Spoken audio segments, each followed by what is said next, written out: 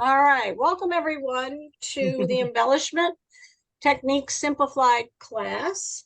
And I am just starting with the introduction. And we are going to make a notebook cover similar to this today in class. So with the introductions, I mentioned that some of you may want to stitch along with the class, or some of you may want just to watch and then do it later at your own pace. So here is the piece of fabric that we're going to be embellishing today. And you can see it has lots of decorative stitches, etc. So I was just going over the basic supplies, but I was featuring this decorative trim foot and letting them all know that you could make your own trim by purchasing this type of foot and inserting some ribbon and some other trims into the slot. So for example, here is a picture of, let's see, let me close this one. And there we go. Let's see, here comes Carol again.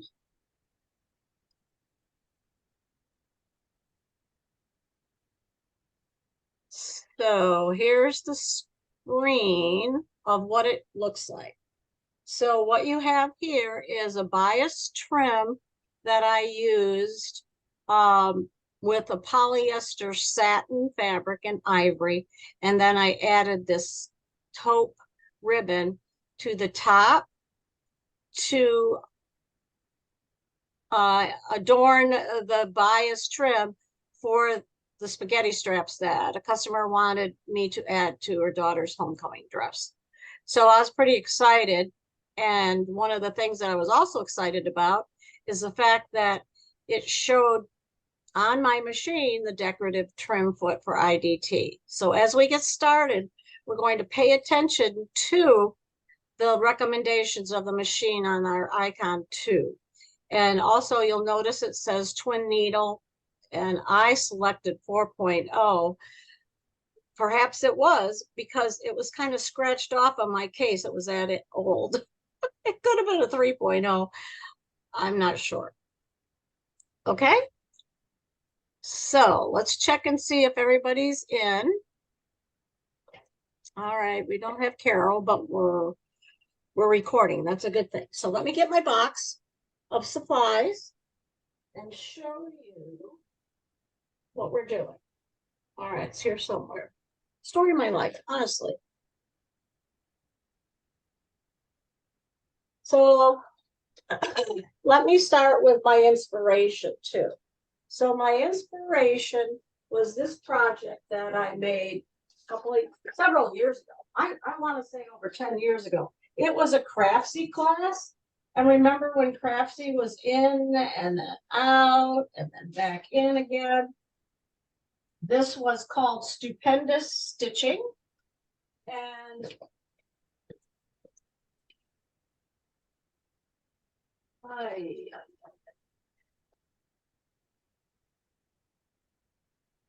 naturally, everything is, I was so organized. However, I cleaned, and that was the bad part. Okay, so this is the book. Some of you may have seen it. Stupendous Stitching. Right now, I can only find it on Amazon.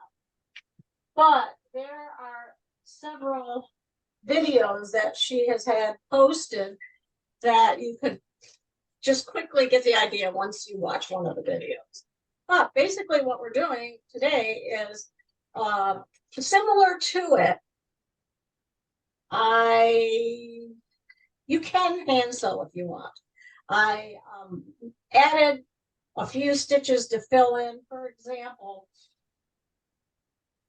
this one right here, it's just a running stitch, and I made big, large running stitches because I wanted to fill that in. And then so then down here are the French knots. And I'm not really good with French knots. But there it is. See, so you could actually add French knots if you wanted to. I stitched on beads by hand. And sometimes, honestly, it's just easier to stitch the beads on by hand than trying to fight with a machine.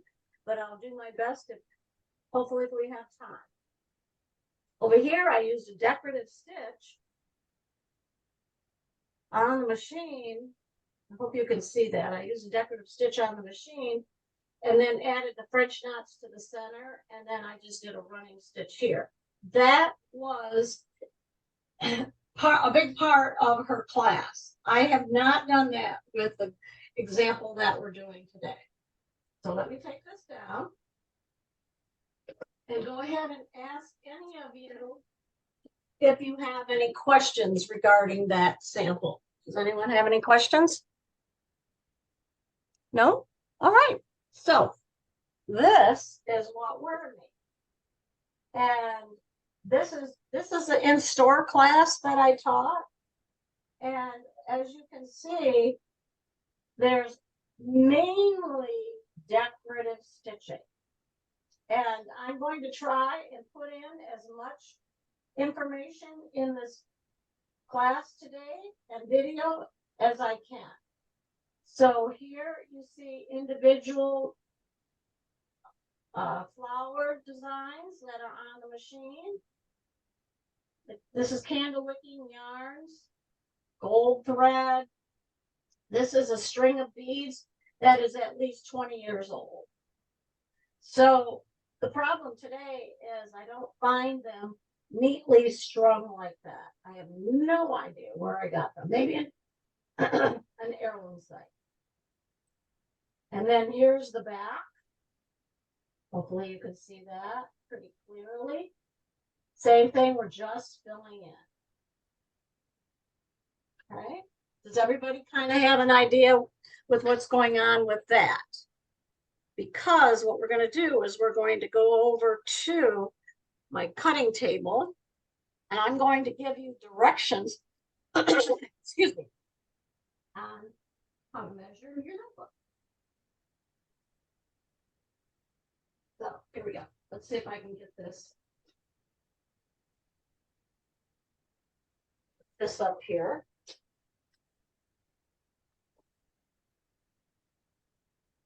Okay. So here we go. Now, let me see if I can turn the camera. So bear with me. Here we go. Good. All right, focus.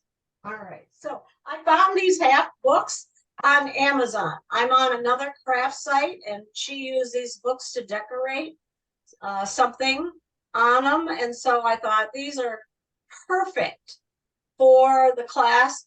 And the reason I didn't go with the bigger ones, of course you can, is that there's less fabric to be used with this class. So I posted a couple of different ones. Here's a larger one. And of course, this is going to take a lot more time and work to cover that piece of fabric, but that's entirely up to you. It's your time. Another one is the steno book. And the steno book works pretty well. I actually took it out of this. This is something that I did with another machine. And I used craft text. That's what this is, the craft text. So I did add decorative stitches on the inside flap. And I'm sharing this so that you can get another idea of what you can do. Now, on the original class, I had some decorative stitch or decorative fabric left over. But I want you to realize that it's a little bulky when you go to turn it in. So you may not want to do it and just leave it plain like that. Okay, your choice. Again. So the easiest way to measure, you know, I'm not really good at accuracy by measuring eighths and quarter. And I do measure quarter, but sixteenths I don't measure. So what I did is I took my tape measure.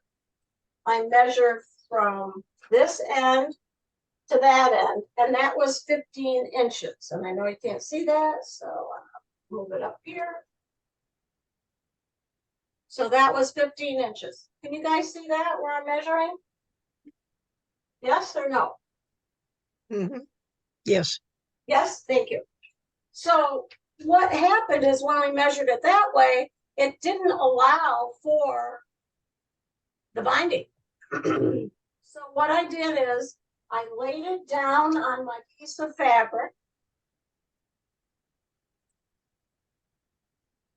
And when I laid it down on my piece of fabric, I added an inch at the top, all the way around, and then probably 2 inches on the end, each end, with at least 2 inches. Then I put it on top of the book.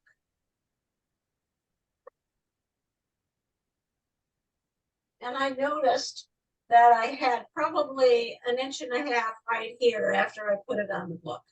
So that would allow for shrinkage, anything that draws that up. Yarns, beads, extra stitching, and then you'll have plenty of fabric to work with.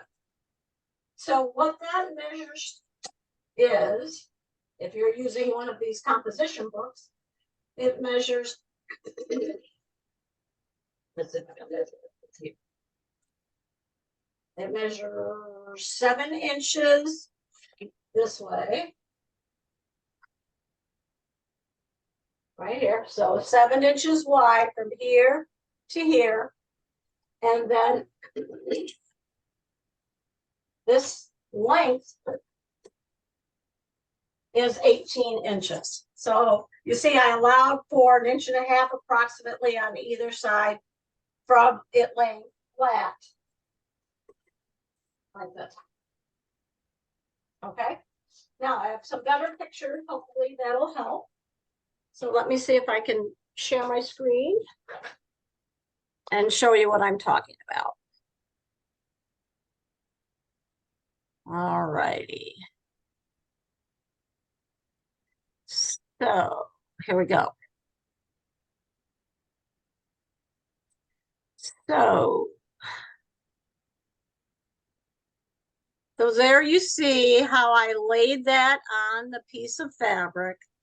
And I don't know if you can tell, but I have approximately an inch and a half here and an inch and a half here, and then 1 inch on the length extra, because this book is 5 by 15 essentially.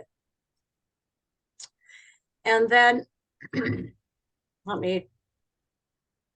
I think you get the idea. Let me rotate that.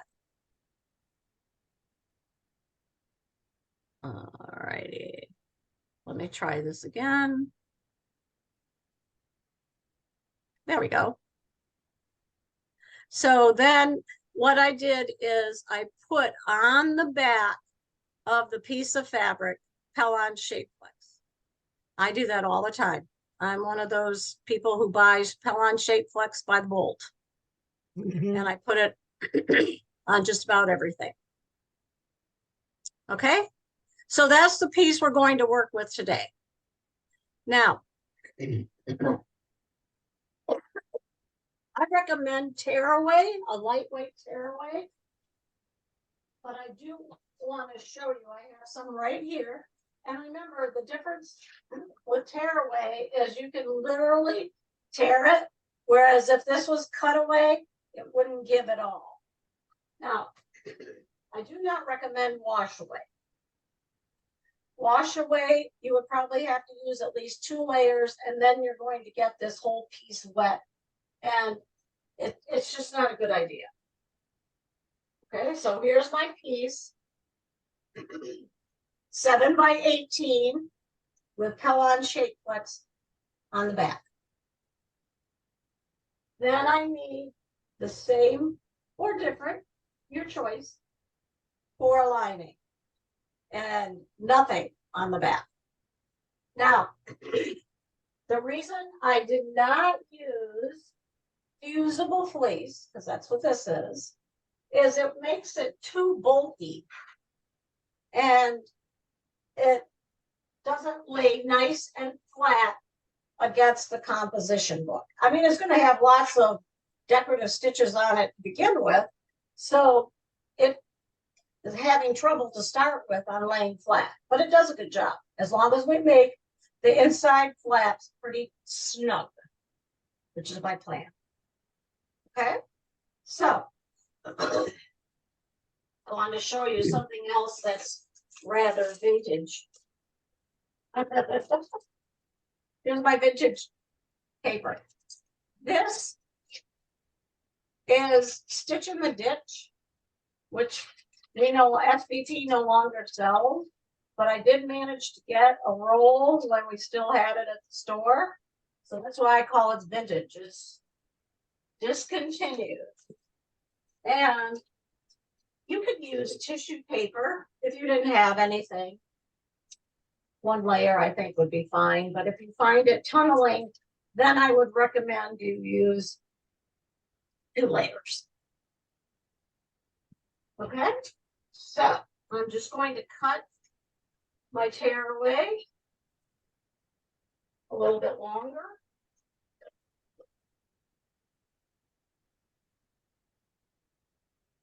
For the actual piece. Right here. Okay? Got it? All right, now, stuff. This is what I call stuff. All right? Put it in a little box here. I have some, what is this called? Polyester cording, I think. It has a name, but I can't think of it off the top of my head. Rat tail. Thank you. Rat tail. Because on the label, it just says satin cord ribbon, and I know it's not that. So, was that you, Lynn, or Jackie? That was me.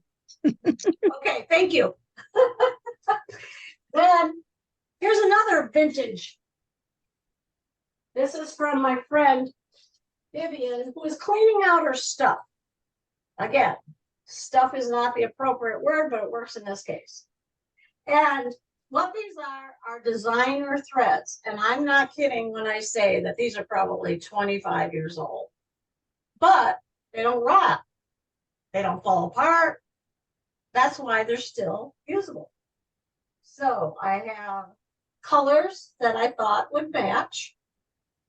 And then I decided that I could throw in some white too if I wanted to. Okay, so there's some yarns that will work. Then I have this dazzle, and it's for the serger. But I thought, no, maybe I'll add some pizzazz to it. Hard to tell until we get started. Then yarn. We have a bunch of yarn at the store, and that is actually what inspired me to do this project. And then we have by the yard sequins. And again, I just keep looking at them right there at the store. And I thought, well, it's time to use them. So these are by the yard.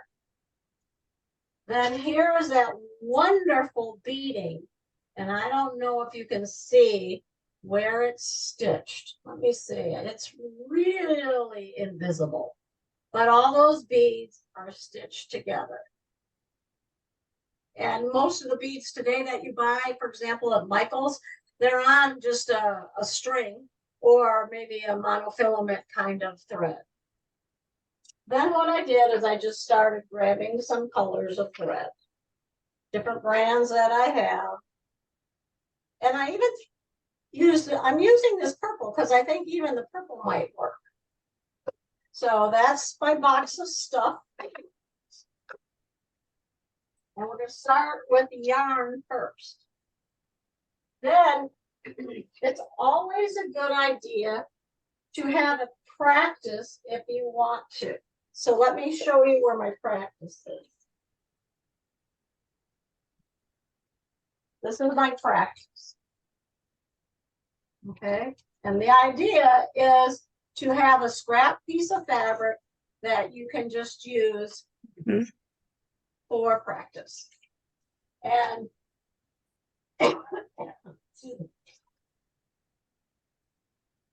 let me see.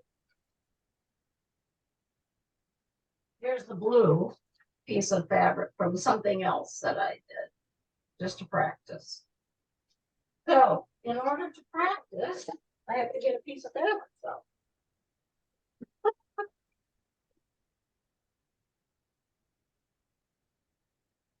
naturally, I thought I had everything. I'm sure some of you are just like that. And so I'm just going to tear off a piece of practice. And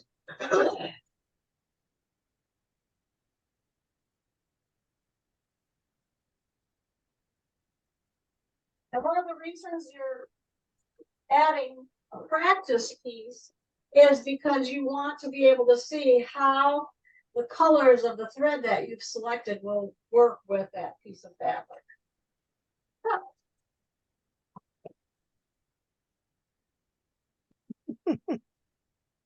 Now,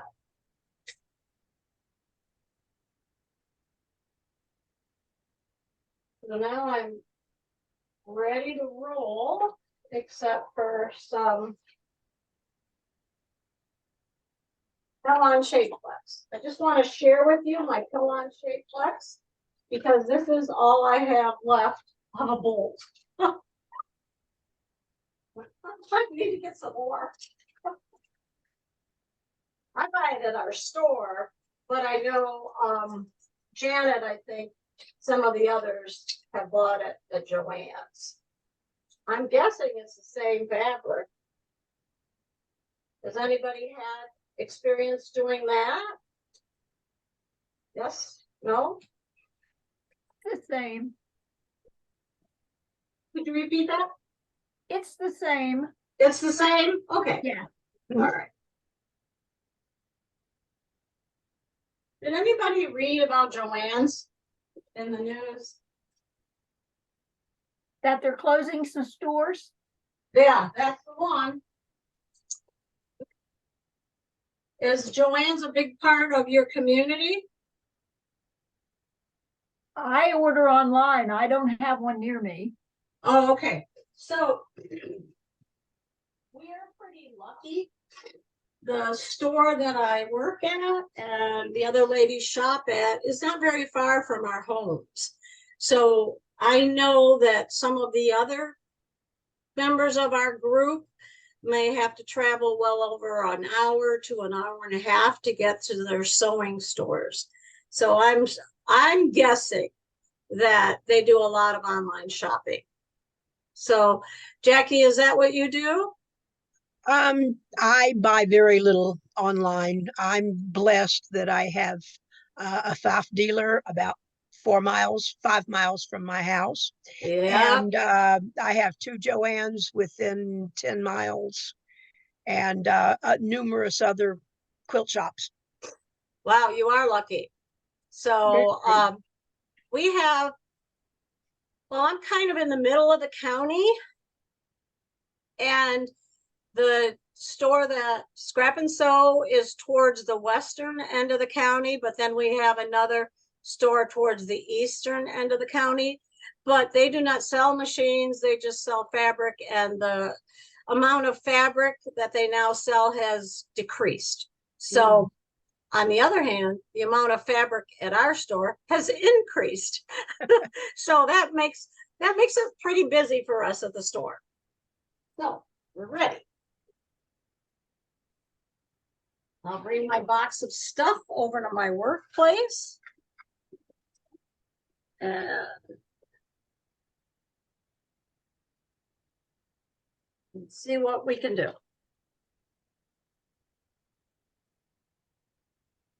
Now, I have also other pieces.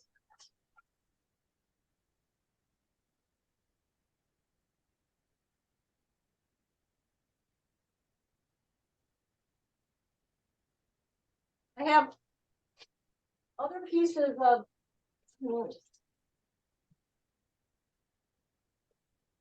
fabric to match this fabric. So I am going to use this fabric, and I'm not sure yet if it's going to work for what I want it to use it for, and that's the lettering boxes. So I pulled out some dark blue that tends to go with the other fabrics, and I also pulled out some white, tone on tone. And we'll see how it works. You'll understand again once we get there. Now, the other piece of fabric that we used at the in-store class was a graduated coloring, an ombre design. So it went from dark to light. So what we used when we did the lettering as patches, we use a lighter end. But this is why I need a contrast so that it will show up on our sample. So I'm anxious to see how this comes together. All righty, so let's go over to the machine.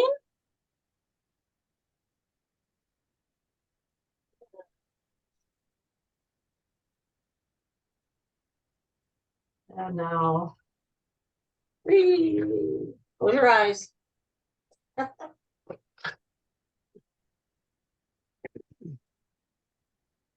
All right. Now, lastly, let's see if I can get this adjusted. Oops, needs to go up somewhere.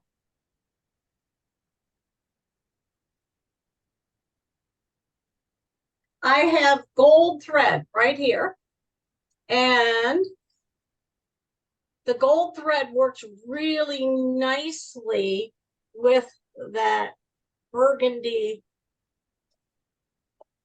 fabric. However, I do have silver, and I have no idea where this came from. I bet some of you are like that too. You have a spool of thread and you have no idea. Then I looked at all my bobbins and I have an abundance of blues. I have no idea why, but so what I'm doing is I'm using my blue bobbins as I go along, using them up. Okay, so step number 1. What we're going to use is category number 9. Now, Carol is working on an Epic 2, and she has the numbers of her categories already. So you should be in good shape, Carol. So category number 9 is called the additional category. And what I typically like to do is I like to feature an entire sample when I'm teaching the lessons on this machine using examples from that category. So I have a pillow cover with a quilt category. I have a pillow wrap with the techniques category so that people can see what the machine can do. And I have samples of needle art, not so much satin stitches, decorative stitches, but we're going to use category number 9 along with some of the others on our machine too. So if you have, how many of you have had a previous lesson on category number 9? So if you give me a thumbs up, I'll be able to see who that is. Anybody have a category, have lessons on a category 9? Okay. All right. Well, we lost Janet, so I know she isn't. So when you select, any one of these. Candle wicking are stitches 1 through 11. And how I can see that is that they are little dots. And that tells me that, to me, that tells me that those are the candle wicking. So the best way to tell, though, what it is to hit the question mark and then the stitch. And the stitch will come up and explain it that that is a candle wicking stitch. And it makes the hand embroidered French dots. That's the idea. So there are a couple things we can do, but one of the things that I wanted to point out is there's a part number. And the part number for that foot is 820613-096. The candle wicking foot looks like this. And what it has is an open channel right here, so that the machine can stitch up and over that buildup of candle wicking stitches. Also, if you flip it over, it's got a large channel. I think you can see that channel. That large channel, again, will allow it to stitch over that buildup. Now, when you select this stitch, and we'll close the load stitch category, you'll see that when it recommends is, what it recommends is a foot with a plus. And when you tap on, let's see if that'll work. That's the presser foot recommendation. And because of the plus, that tells me that that is an additional foot that I would have to purchase. It also tells me I need to put in the IDT, engage the IDT, and then I have to have a stabilizer. So what you see here is my fabric, Pillon Shape Flex, and tearaway stabilizer, all ready to go. Now, you can probably pin it at the top and the bottom. Of course, you know you're going to stay away from the pins, right? Now, I'm going to get my sample out. And I'm going to pick this stitch. And I am going to leave it as set by machine. So right now, oops. I must have been designing because I'm in inches. So let's quick go up to the gears and the settings and go into machine. And I'll switch it to millimeters. Makes more sense to me with it when I work with the stitches to have them in millimeters. So this stitch is 4 millimeters wide. I should be able to enlarge it. And this is 4.5 in length. And I can stretch it out. But I'm going to start with the default settings right there. Okay. Now, you can choose which ones you want. And because this is like I said, this is very low key, and it is essentially yours. You can do whatever you want, and every one of the ladies in the in-store class did it totally different. So what I'm going to do is I'm going to put my blue thread in the bobbin.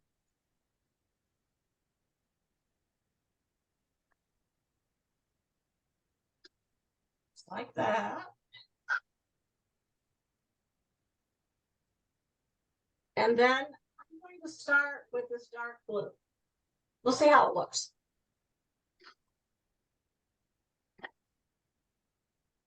And I'm just going to thread the machine with that.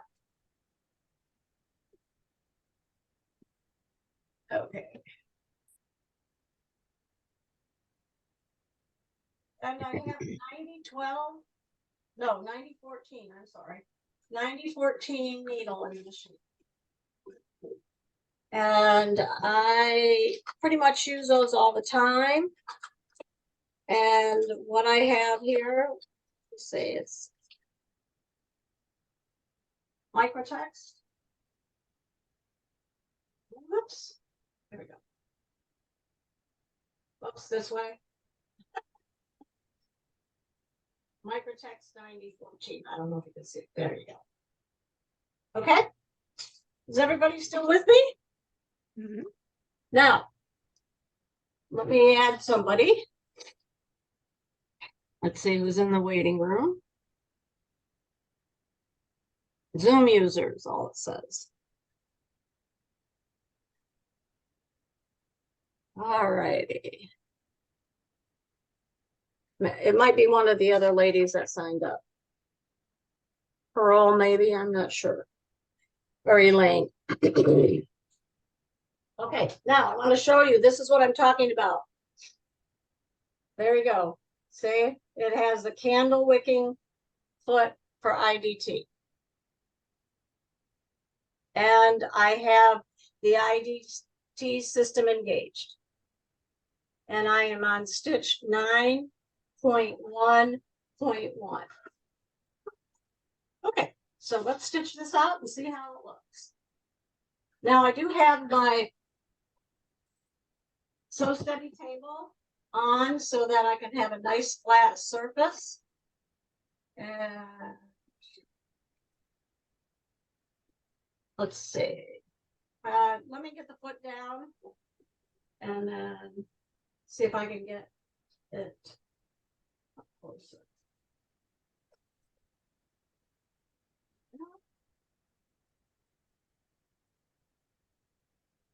Turn this light this way. There we go. So what it does is it stitches back and forth on itself. And that's as set by machine. Now, when you're tying off, there's a couple of ways to tie off. You can tie off instantly with this button.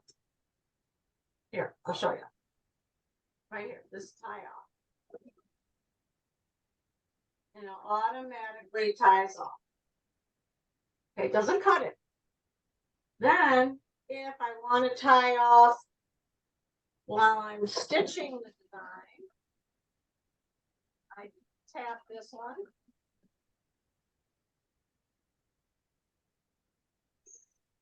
But it doesn't cut it. What it does is it finishes the sequence. In other words, finishes the pattern, but it doesn't cut it. Now, if I want to cut it, what I do is I use the scissors, which is typically what I use. And it cuts it and finishes the sequence. So this is what my stitch looks like. Okay, now you may want a wider one. So there we go. So then I am going to go over here to my menu. And I can load another stitch. That, of course, appears to be the biggest one. But you can also do a variety of different stitches of candle wicking. This one, the only way to tell the difference is if you look at the sizing. So this one is longer, and I can also make it wider. So I'm going to go with 6 and 6. Right. Well, this is what I do. I just play around. 6 and 7. Let's see what that looks like. That might give me a better look. And I'm going to use my start button.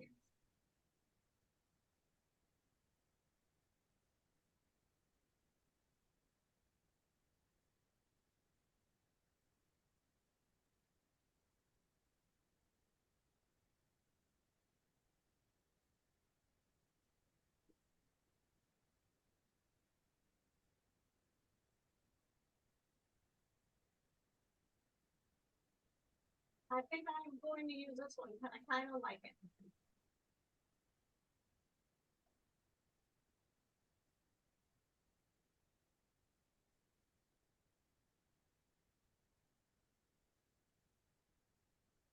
Okay. And that is more of the look that I was looking for. See that? Now, the other thing too is when we do a single one, there is a connecting stitch. So what I'm talking about is right here. When you do a single one, see the connecting stitch right there? So we can go into Stitch Creator and take out that connecting stitch and make single candle wicking designs. And then that eliminates the hand stitching of the French dots. Okay, so that's one thing I want to use. So what I do is I write it down. And what I write down is right here. Right on my tearaway. 9, 1, 17. Stitch width is 6.0. Stitch length is 7.5. And I have it all written down on my tearaway. All right, so that's one that I know I'm going to use. Now we're going to find a stitch to do the yarn. Here comes Pearl.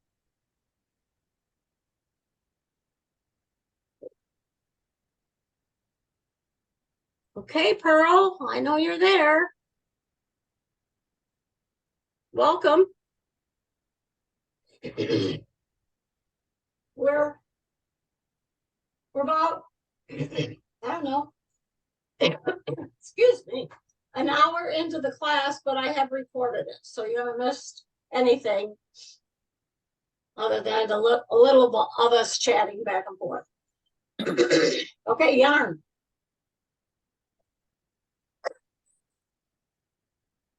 Ah, great. Why does everything fall? It falls on the floor. Okay, so we're going to start with our yarn. And you can alter, in this case, you can alter the yarn by extending or starting wherever you want the color, because this is a variegated. Okay, and I like the variegated. I wanted to use this because it had some purple in it. But what I'm going to do is I'm going to roll it back up again. And I have about 10 yards of this yarn.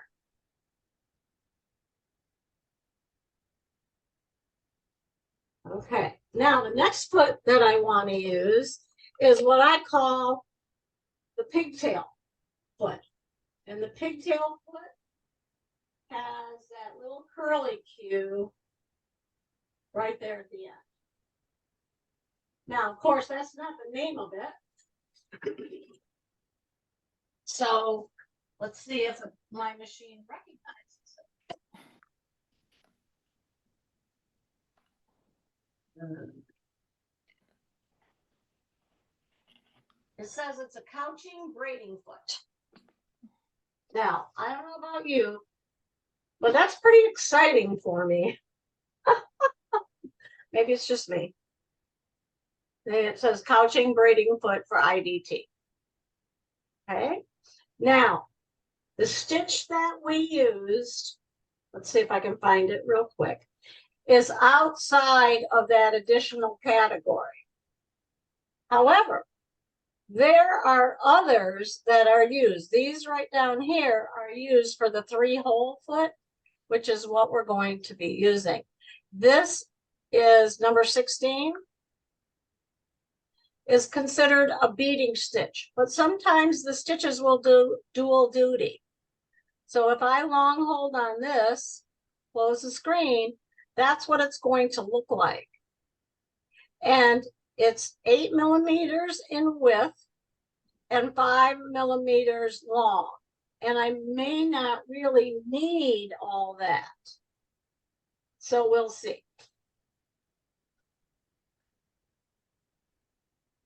So it's very easy to use this foot, but what's not easy is to thread the yarn while it's on the machine.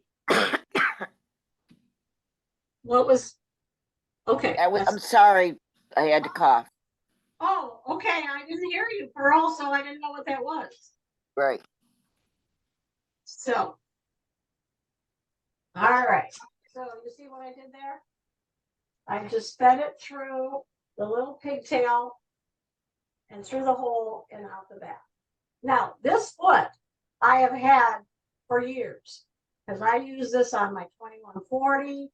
I probably used it on my 7570. So I'm going to snap it back in place and engage. It doesn't say to engage the IDT, and for that reason, it's beads.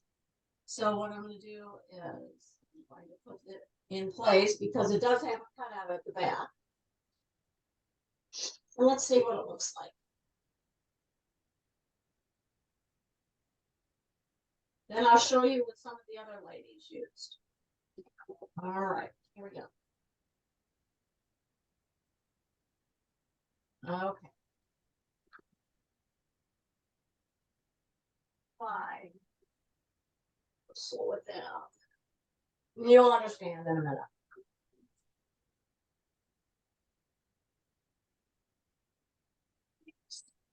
Eat it.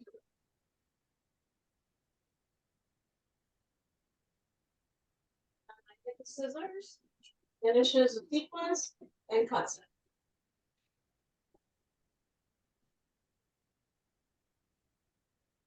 Okay. Now, let me bring it up closer to you. Let's see if you can. I don't know if you can see that or not, but if you switch to a different colored thread, it may give it a little bit more texture. So what I'm going to do is I'm going to switch to a light blue because you see that just didn't show up at all, in my opinion. So let me try a light blue. I have several light lavenders too, but none of them went with, none of them really did anything for me when I put it next to the fabric. So now I'll start another. I have lots of yarn here to work with, so I'm going to play. And I'm going to start stitching. Hope this is long. You know what? I get nervous. Sometimes I just pull this out.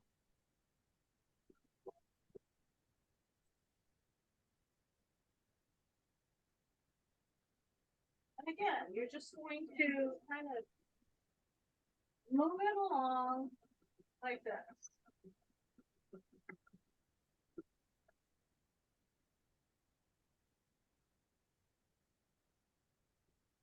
All right. And I'm going to cut it.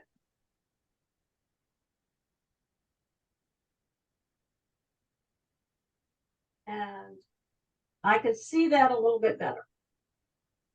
I don't know. Here, let me put this. Let's see it.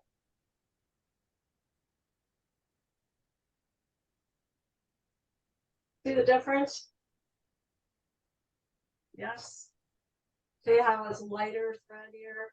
Here it kind of blends in with it.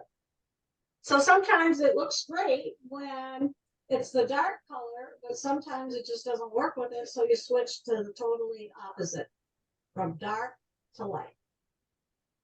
Now, let me show you the pattern that some of the ladies used, and they loved it. They just thought it looked wonderful. So if we go into Neil Art and we go down to 3.3, they used, let me close this, 48. Now, when you look at 48, you'll see that it's 9 millimeters wide. I don't really want it that wide. And it's 8.5 in length. We could try that. Let's do 7. Okay, now you'll notice too that it stitches back and forth on itself. So let's see how that looks with that light blue thread. Now we're running into a little bit of teal too, so we'll see how that goes. I'm going to pull this back. I hate to waste my yarn. Here.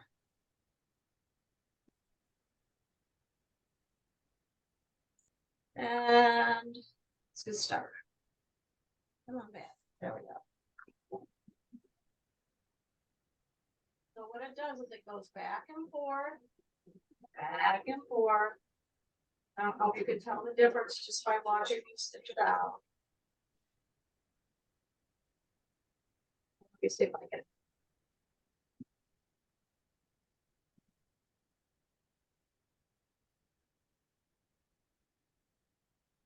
And then what you're going to do is you're just going to curve it like this.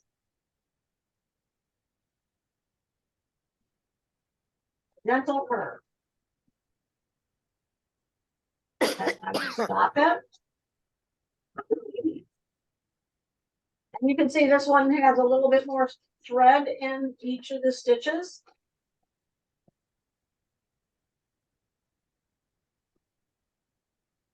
And you see the difference? And they love that. They love that. So that's what I'm going to use today. So I am going to go over here to my screen. And because you may want to repeat some of these stitches once you start filling in designs. Okay, so this is 3.3.48. Stitch width is 7.0 and stitch length equals 8.5. Now, some of you maybe already know this. You can also save this in your favorites. So what you can do is call new stitch. And what I can do, oftentimes what I'll do is I'll put the number in there. And then I know what to look for because I have that on my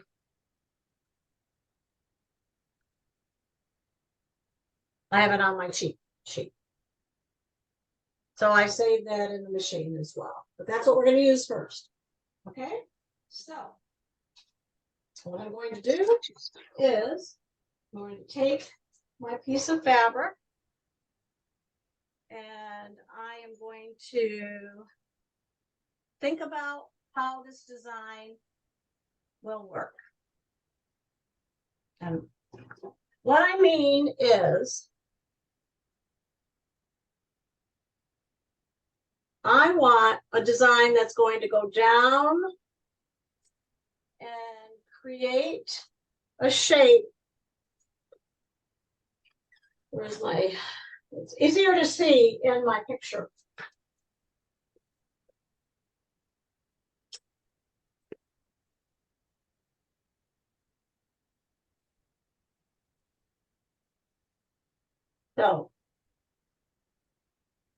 So I want to create a design that will have open spaces. So for example, this one, I went just down and did a slow curve. And then I went opposite and did another slow curve.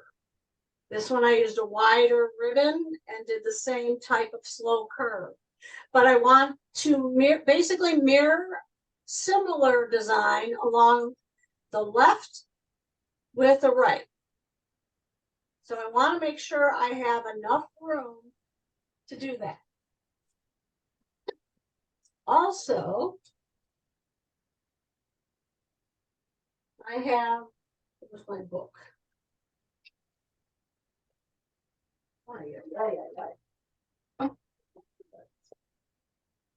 Oh my.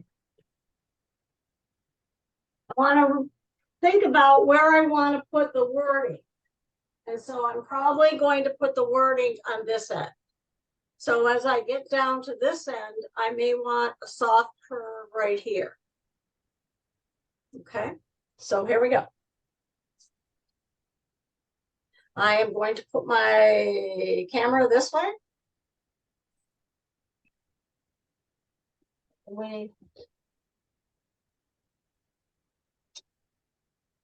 You can watch me as I curve it.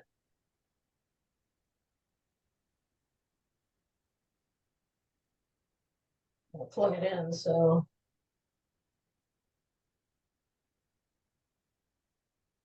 we don't lose my battery.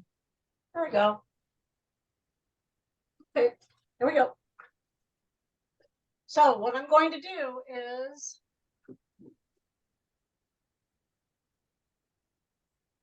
now you have to be a little bit more patient with this stitch. There's a lot more thread. See if I can turn it this way. That may help. Now what I do is I kind of hold it out like this, okay? And I don't tug on it. I just let it, the machine feed it. Maybe just speed it up a little bit.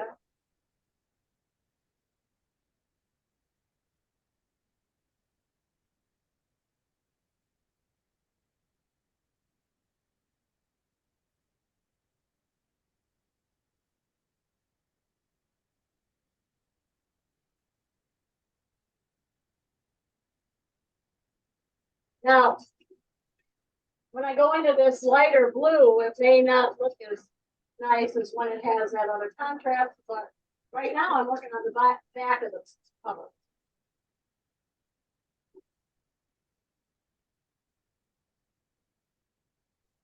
I'm definitely liking it.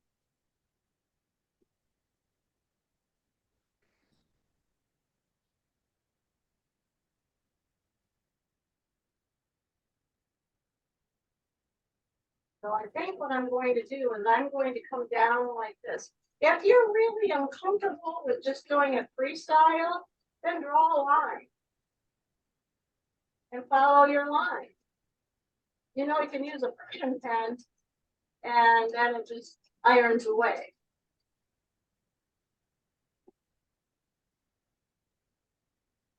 But this stitch has definitely more thread stitches than that first one.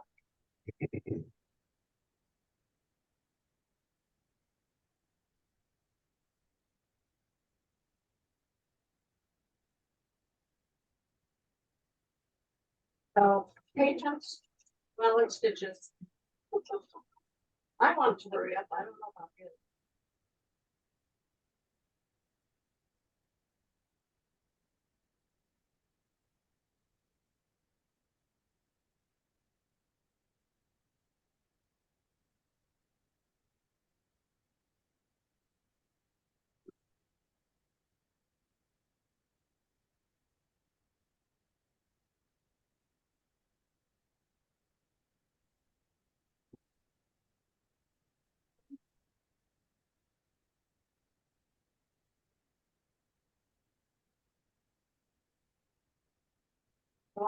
My idea is to come down along here.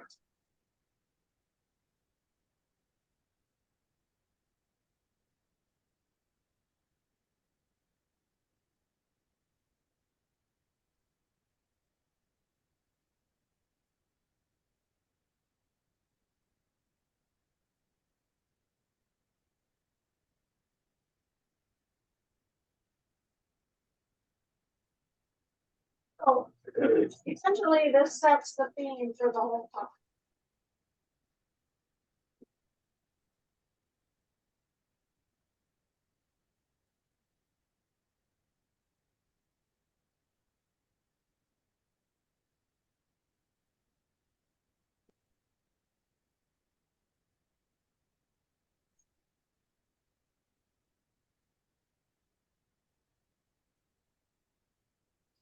So I'm leaving more space right up here for the letters.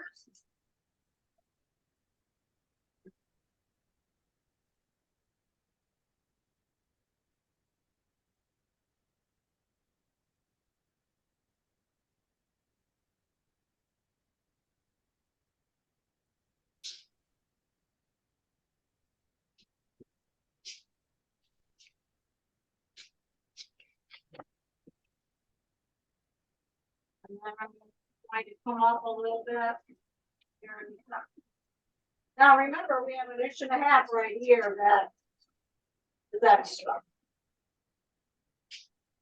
So we want to avoid anything major decorative here and just kind of use this area and start and stop area.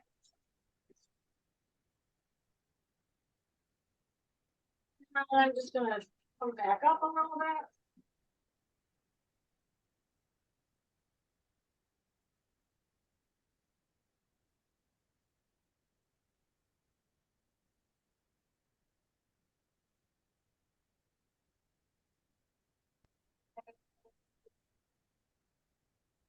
Get my hand out a little bit, sorry.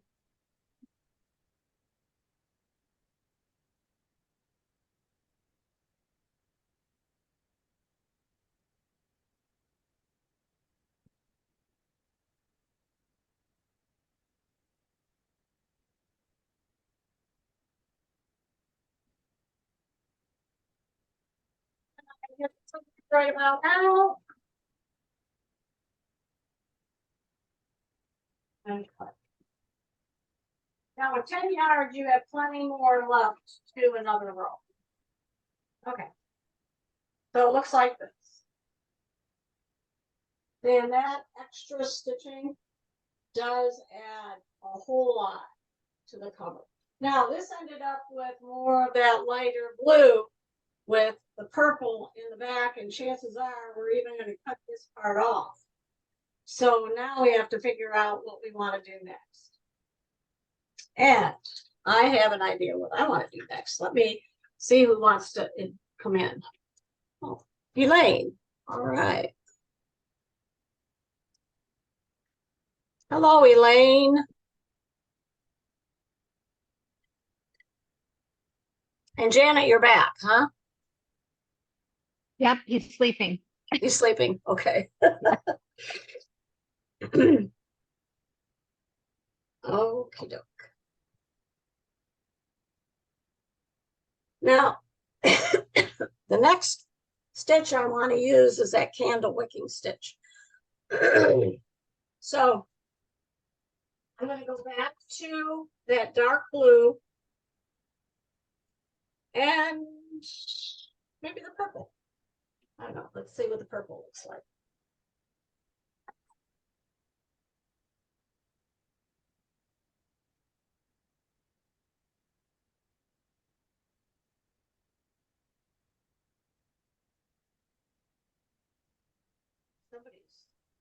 Something's happening here. Let me admit this person.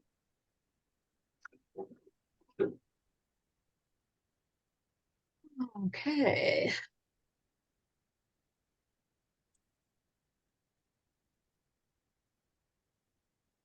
Okay, Elaine should be here. I have her on screen. Okay. All right. Now, remember when we did our sample? The sample that I liked was 9-1-17.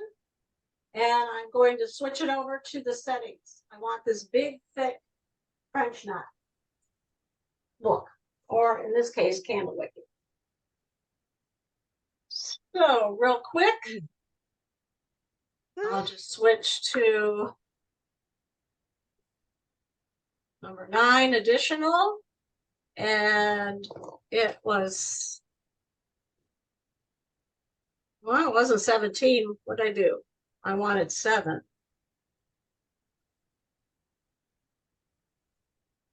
I better cross that off because obviously I made a mistake. Then I want to change the length to 7.5 and the width to 6.0. And again, I could have saved this in my favorites. And now I'm going to switch to the candle wicking foot. So remember, the candle wicking foot has that opening for that thicker stitch buildup. And also it recommends the IDT. Engage that, and we're ready to roll. Now with this one, I am planning on going right along the edge here and just repeating that. So there we go. Let me set it up. And then we're off.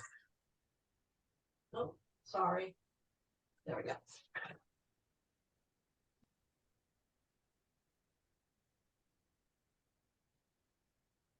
I have it on really fast, and this is the fastest that the machine will stitch that out.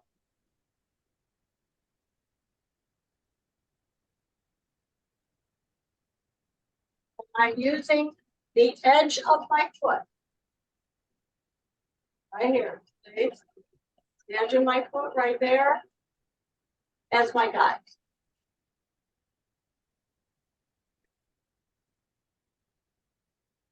Now, remember, I keep forgetting to turn on the projector, because with your projector, it will project the stitch onto your machine.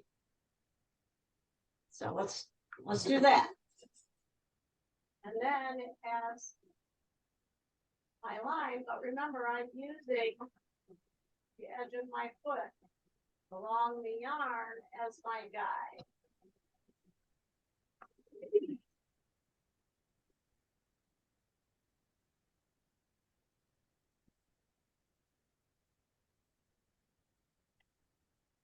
Every time I do these, it looks a little bit different.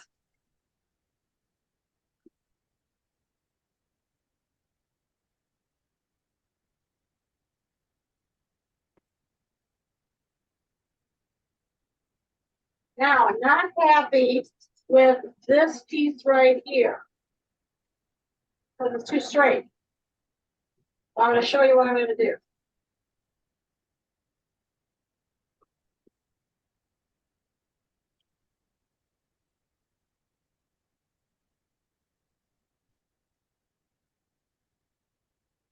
I have decided that this end is going to be where my front cover is, and this end is going to be the back. I could switch it around if I wanted to.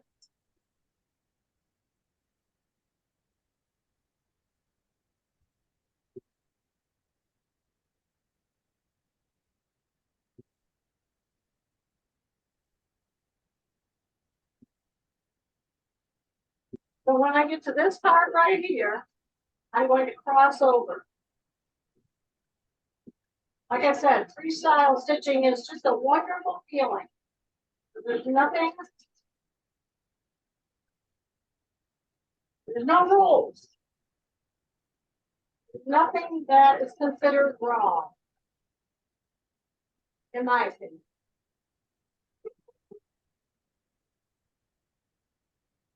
All right, so I crossed over. The purple looks interesting. I will use that blue again in another spot.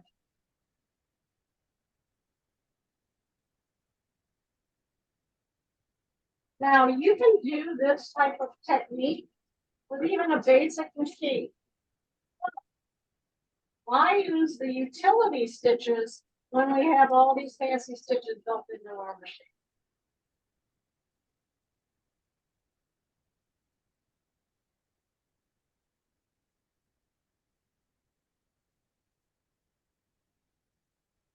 So I'm going to make a little bubble essentially right here. Now I'm going to slightly curve it, come back up.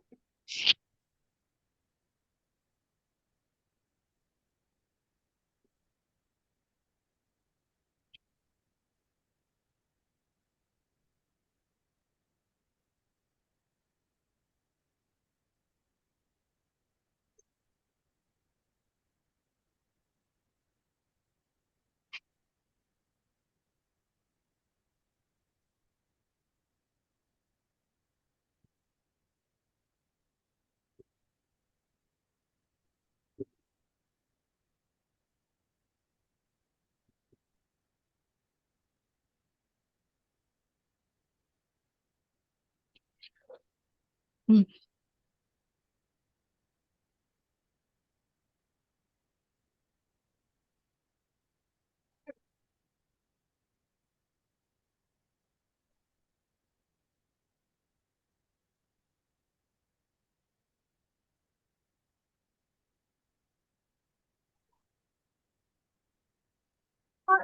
What you want. Now, we're by no means done. But you see how I formed that little opening right there? That's exactly what I wanted. And I wanted here to have a curved area so that I can put my words right here. Okay, next up, let me give you an example of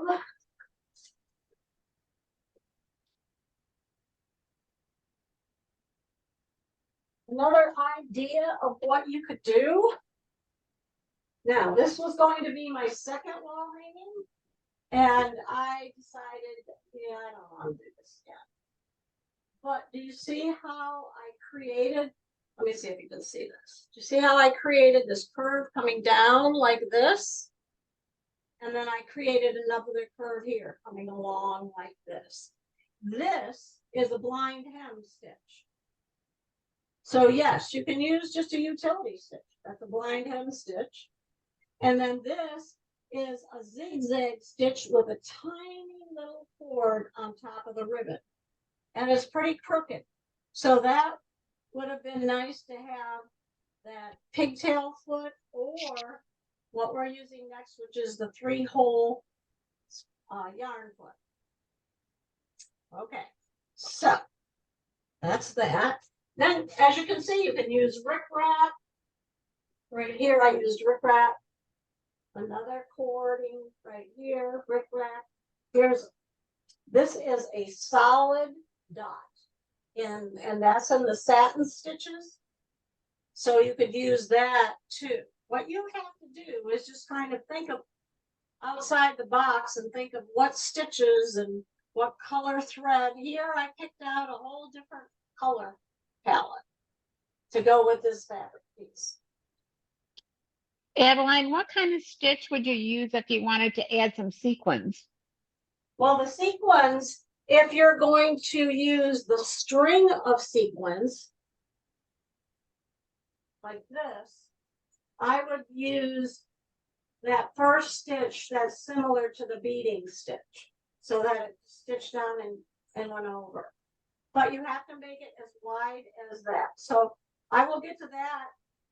If you wanted the individual, you literally have to turn your hand wheel so it goes in and then comes back out, and goes in and comes back out. Now, Okay. Say that again? No, I was going to say, you're talking about the stitch that you use for the yarn. Is that the one you're like a ladder stitch? The original one I had picked out, that was a beading foot stitch. Yes. Okay. But we'll get to that too. I want to be able to set this up here. So here's my original. And what I did is I have to explain to you what I did. So right here, this looked like a pair of glasses to me. That was going on the back. That one was not coming on the front. So then, you see, I have this dip here. And right here, I use the candle wicking stitch. And then here, what I did is I put another color yarn. It's actually a part of this original first one. But then I went inside and added as candle wicking. These beads I sewed on by hand after I did one, and sewing down with a needle, back up with a hand wheel, down, back and forth. It was really kind of tricky, but I will show you how to do that. Okie doke. So then I just started playing with some different stitches. So this is the 3-hole yarn foot. So we're going to do that next, and I'm going to create something different on my second one.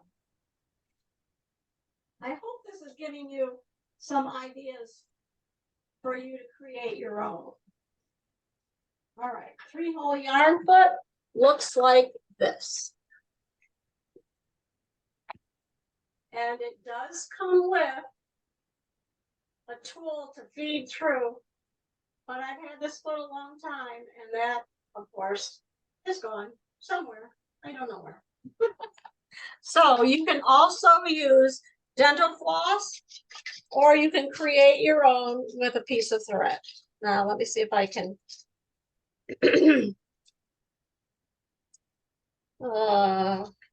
I keep looking every time I use this foot to see if it will appear somewhere, but it never does. So. All right. Way down in the bottom.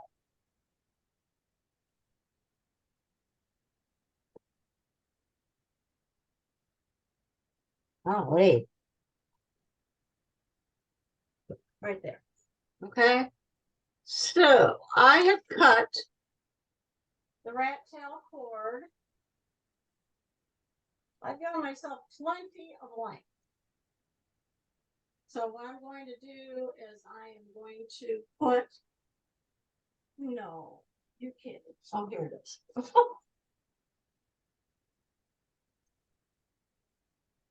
Golly, I keep dropping it. So I'm going to put the first one in the middle and just pull it through. Well, this one may be easier to go in without that. Yep. I don't need that little tool. Just went in just like that. All right, now the next one over here. And then the next one.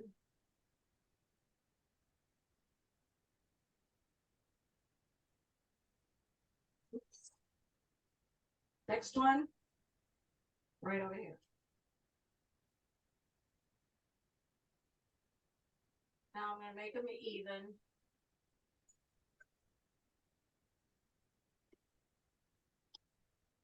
Like this. Tie it into a knot. Now I could have just put one single one through if I wanted to. And then put the foot on the machine.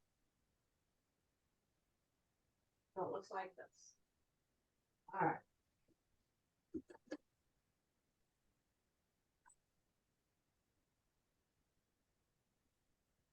All right, let's see what it says. Doesn't recognize that.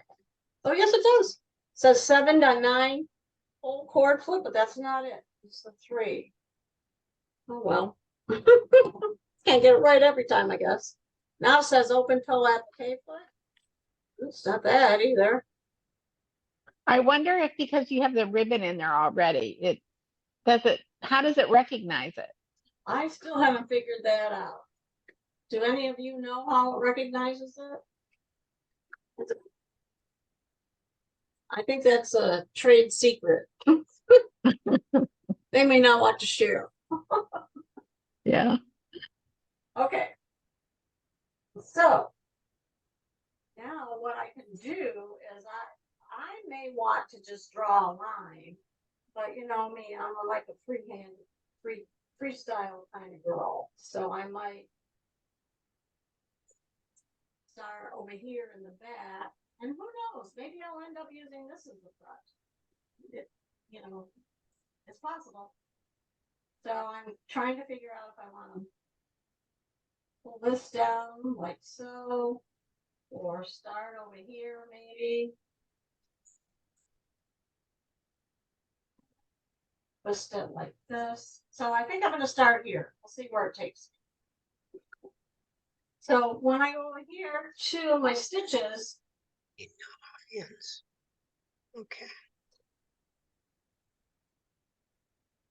These are the ones with the 3-hole. So 21, 22, 23, and 24. So there's 24. How did you know that?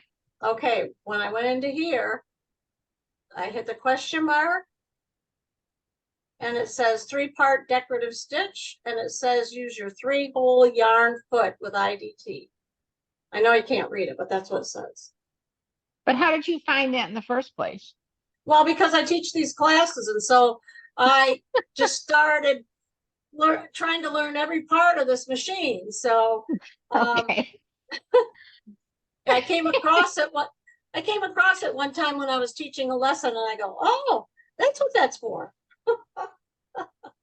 So pretty much trial and error. Okay. And so this one Yarn foot. could work too, but you know what I'm going to do? This is a great time to switch and onto my practice, so I can see what it looks like, if I like it or not. So, Now, can you put that underneath where you're going to add the words, the letters, or not? it's the way these 3 cords lie, it's pretty thick, so I'm guessing not a good idea. Okay. So if you look at my original one here, I tried to leave basically some flat surface there for those letters. These were the Okay. last thing that we did. Okay, we're going to go through and do some other things too here in a minute to fill in the spaces. So let's see what this looks like. So this is 9 millimeters long. See if it reaches across the whole, all 3 of them.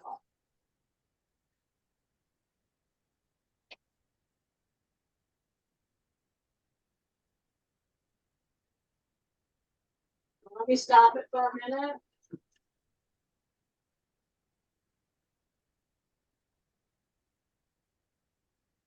And pull it out. That looks interesting. Here, let me show you what it looks like. Let me stand up. It's kind of dark. I'm not sure if I like it. Yeah, no, I don't like it. I just decided I don't like it. So, good thing I tried it first. That's exactly the purpose of doing that. So let me, you know what? Let me see if this silver will work.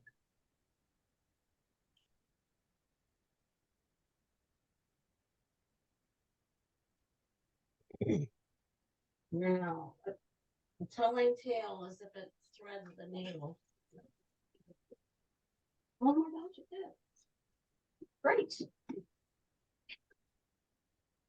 All right, there we go. Let's try it again.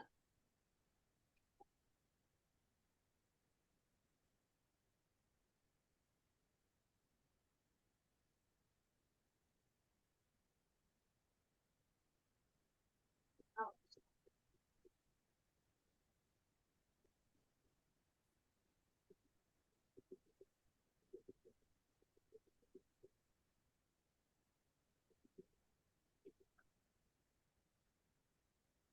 Well, I don't know. Not sure I like that either. So now what I think I'll do is I'll go to another stitch, and then you guys can help me decide which ones you like. So I'm going to go to the next stitch on this screen. Let's try this one.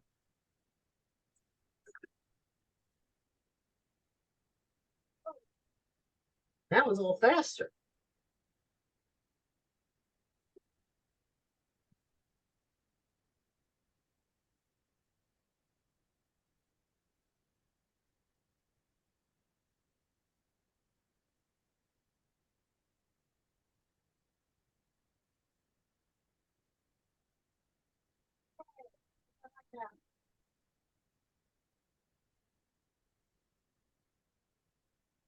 I should have plenty now.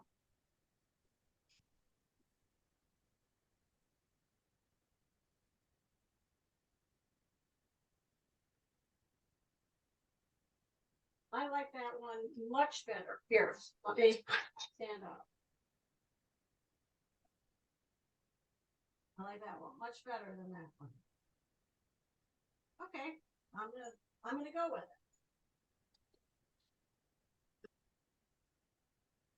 So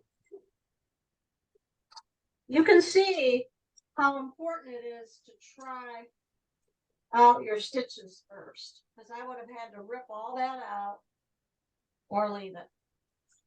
That would have been my dilemma.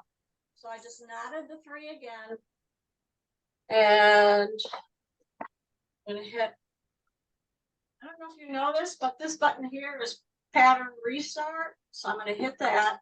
Now I'll make sure I'm at the very beginning of the pattern. And I am going to start up here.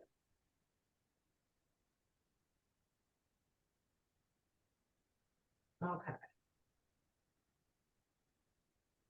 I hope I like it here. We'll see.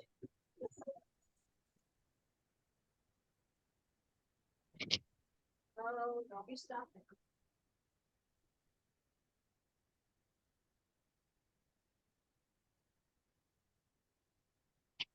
So you can see what this lead in right here. If you get stuck like that, then you can just cut it off later.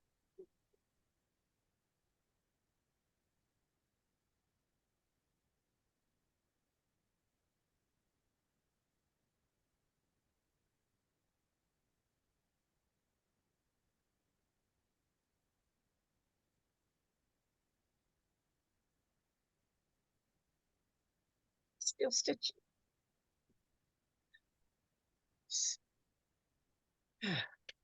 Adeline, if you go into techniques for sewing, I'm sorry.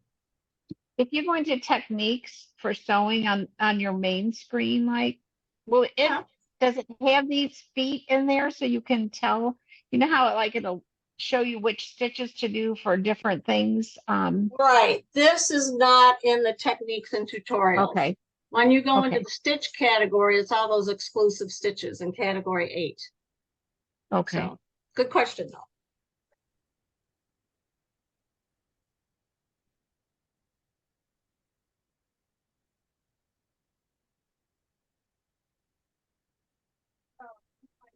Side, cross it over.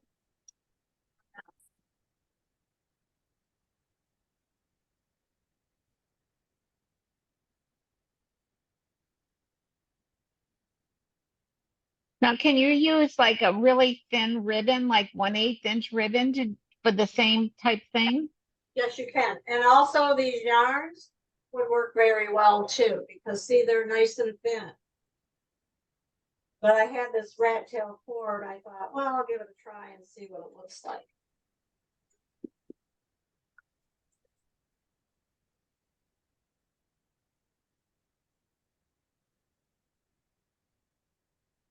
Okay.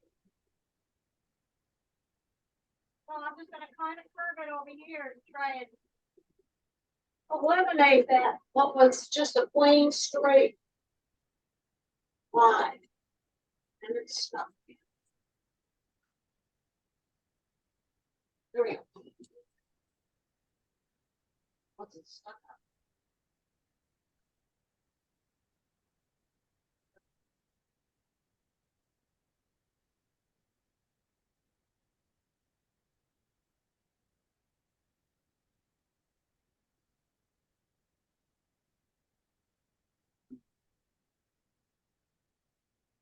Had to get up and over that yarn. And it was extra thick handle stitches, and it was not happy. Now, this is kind of wasted because this I'm going to actually cut off. So don't get, so my point is, don't get real close to this end here or this end, because you're going to end up cutting that off. All right.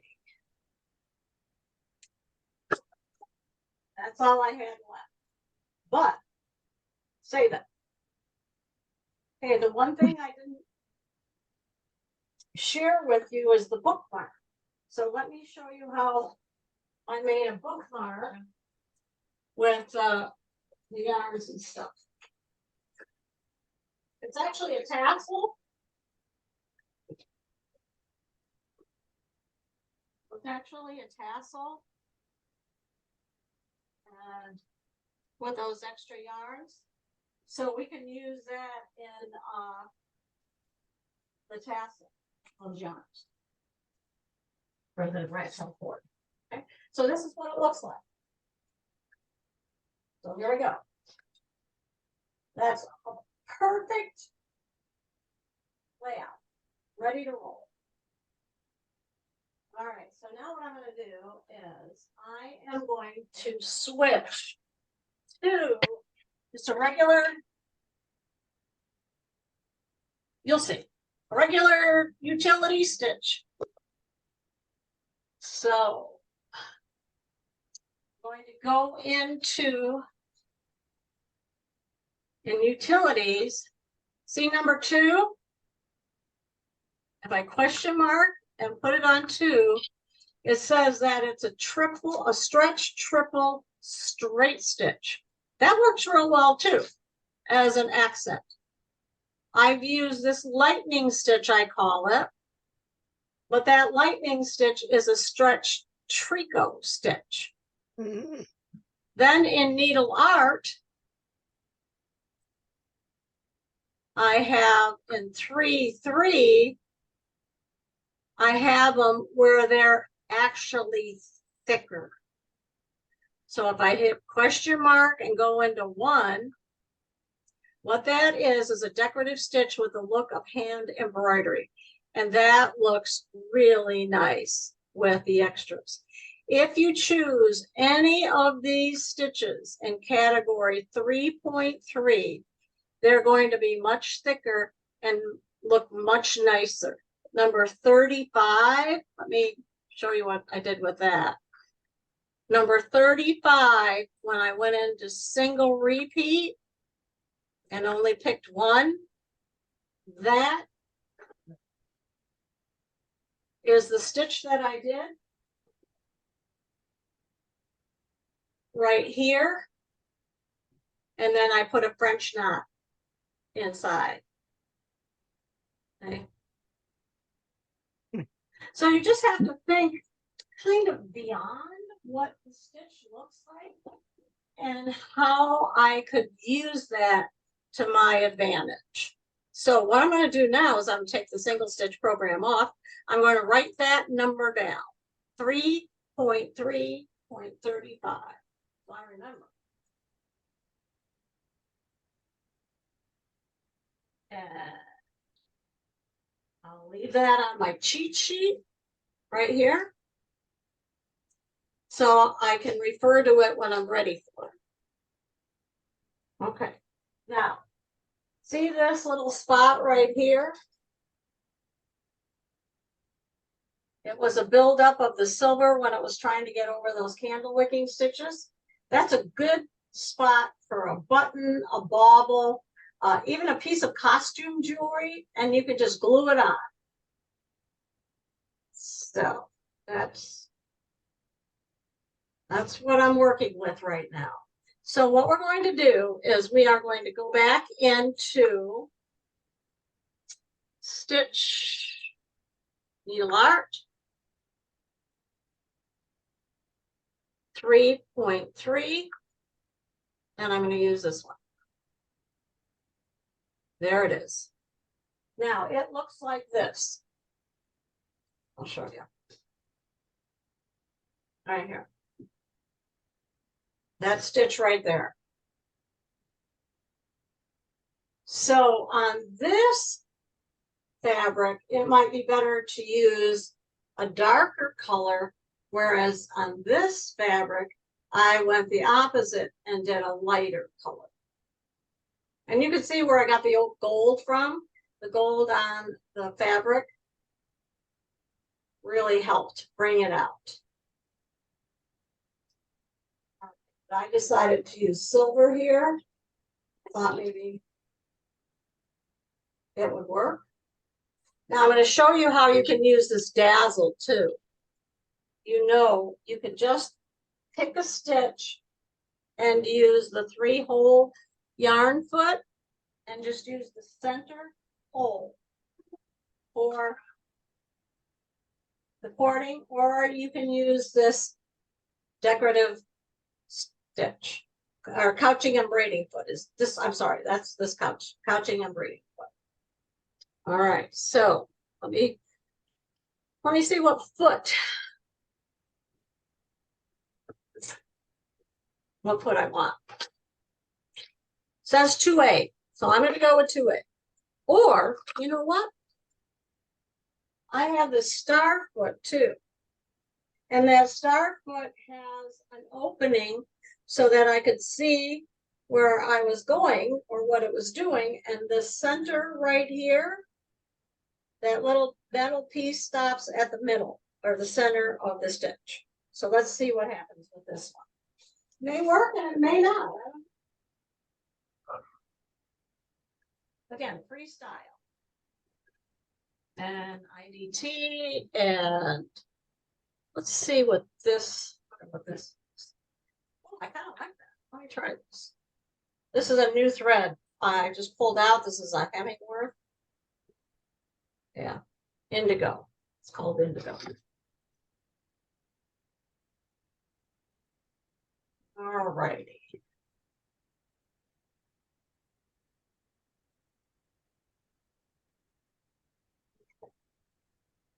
You others are pretty quiet. Are you stitching with me or are you just watching?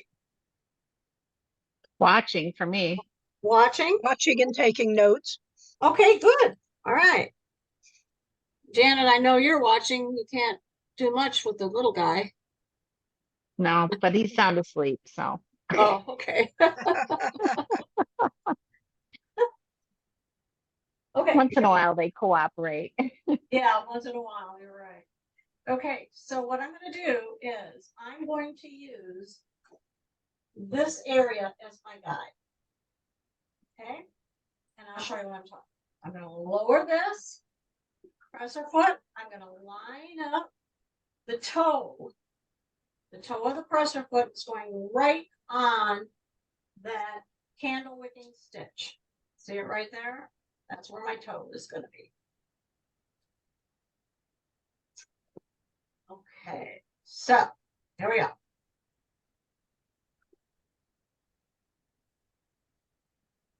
Is that just regular thread that you have in there, and lines? Yes, the polyester, you know, the shiny. Yeah, okay.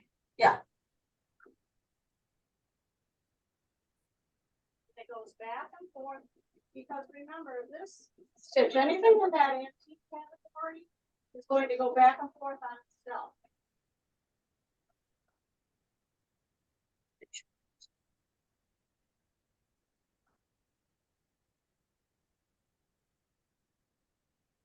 And I just love the way that looks.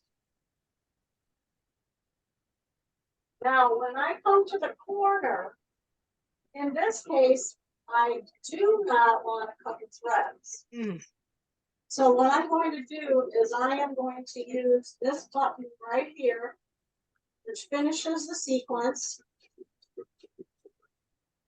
I'm going to lower the needle into the machine and I'm going to turn it just like that. Now I'm going to put the toe of my presser foot right here on that edge. Use that as a guide.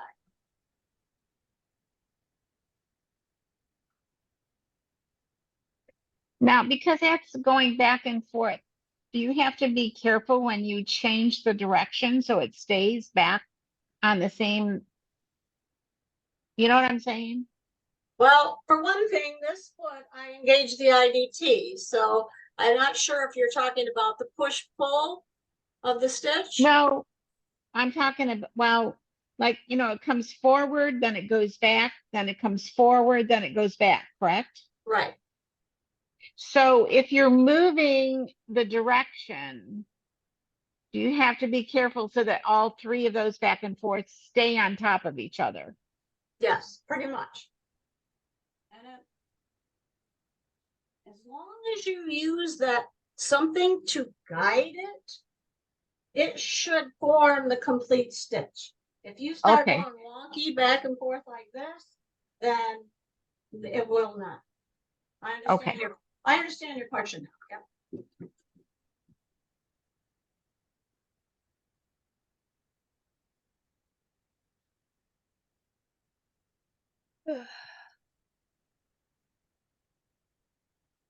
Now, you could use your open toe applique foot if you have one. I have one that's clear. Now I'm going to use my scissors. Cut it. See if I get it handy. I do not have it handy. That is exactly what I want. Look at that. Does that help? I don't know. I'm trying to decide if I have too much light or not enough. Looks good. See how it just outlined that and formed just a little area where we can put in the individual flower stitches? That is now, remember, that was the back. So now if I wanted to do that up here, I could, right here. So this is how I'm going to do it. All right, I'm at the beginning of the stitch. I'm going to insert the needle, I should say, right? And I'm going to have this toe right on the yarn. All right, like that. See? Now, let's see if I can do this. You can see.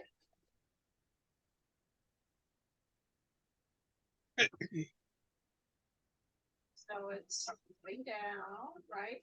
I'm using that yarn as my alignment. Also, Janet, don't hold on to it. Let the machine feed it properly. That should help too. All right, when I come to that one spot, there, and it lowered it, left the needle in. Now I can just turn it. And there are markings right here. I'm sure you can't see it, but there's a little marking right here. That is the intersection. And that does help line up, especially if you have the grid on.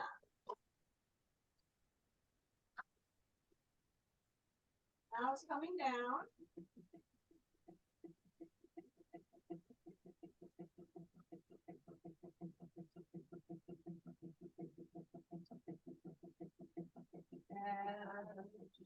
Let me see. Think about right here. And then turn it. Oops, see, I'm a little bit off. One more stitch, maybe. So the easiest way to get one more stitch, guys, is to go into a single program and pick one stitch. Come on. There, one stitch right there. So let's see what happens. So do you do a tie off? Is that what you do to end it? No, So it ends it? actually what I'm using is this button here, which will end the pattern. And it stops after it finishes the pattern, it stops. But when you go into this part of the screen and you use the single stitch program, or especially the single stitch, it stitches only one stitch and stops. But if you wanted two stitches, or no, just continuing, see if I hit this. So I have now a single stitch, then I might choose to have two stitches, and it'll stitch two stitches and stop. So I love this program for that specifically. And that's under stitch repeat. What does that stitch look like? That button look like? I couldn't, it Which button? wasn't full. The one that you What? hit to just finish the stitch. Oh, okay. Here we go. Oh, that button. Ah, sorry. Yeah. This button is right next to the needle down. Okay. Okay. Now mine is kind of hard to see because I have the winter white machine. Yeah. But I think it's this one here. Let me light it. See it? Okay. Okay. Yep. So, but what it does is it stops the machine and it just finishes the sequence. Whereas when you select just one stitch, it stitches, stops. Is that making sense? Yep. Okay. All right. So now I should be able to turn it and see now. I don't know if you can see that, but now it lines up with that thread tilt.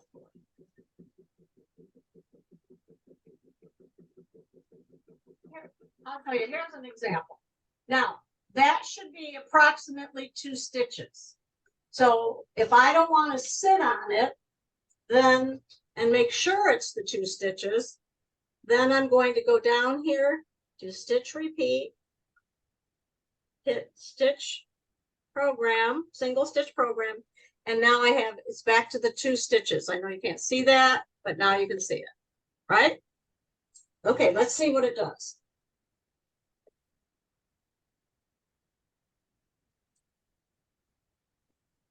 There's 1, there's 2. Dang, you can't get any perfect than that.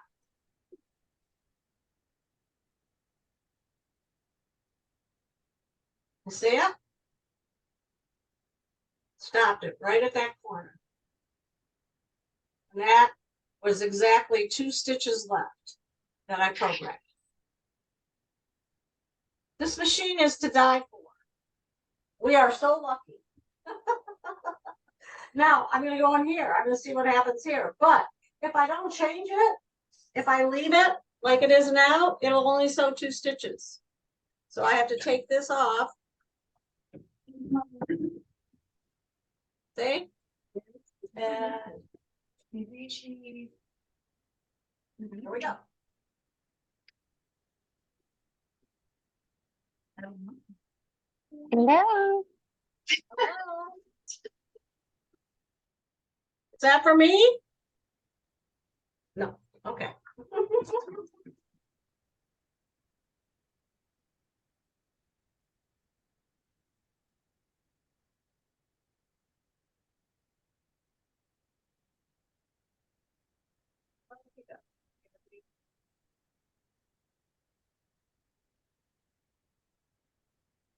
Now I have to decide if I want 1 stitch. You just hit that pattern end button. So it's pattern start and pattern end, and just turn it straight back on itself. There. Hopefully you can see.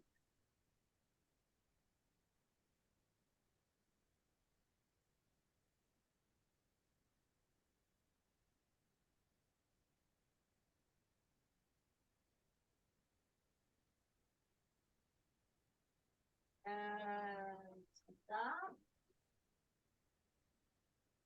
I'm hitting that pattern, this pattern button here, right there, with the needle down, right there too, needle down. And now I'm going to stitch right there. See, you can actually, with the projector on, you can actually see the number of stitches you have left. So I don't know if you can see that or not, but it has 1, 2 stitches right there. So then when I get close to that,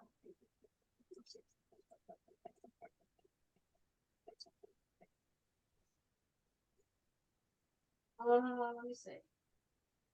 Actually, that looks like I need 3 stitches. So I'll go into the stitch program and set that for 3 stitches. And hang on, I'm caught.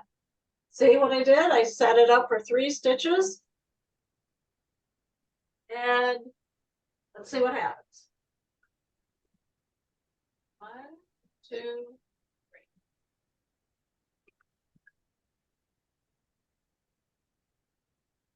With something like this, you really get to learn your machine. With this type of project. And there's where it's finished, right there. Isn't that a neat stitch? Any of those stitches really turn out nicely. So what I'm going to do now is I'm going to go up here, down there, and I have formed those quadrants. 1, 2, 3, 4. All right, here we go. Now it's going to sew 3 stitches, so I have to take that off and go back to just regular stitching. Here we go. So there's a couple of ways to do this. You can program the actual number of stitches, or you can use your grid with it's set up the way, and then hit that pattern end button. Turn it this way. Here we go.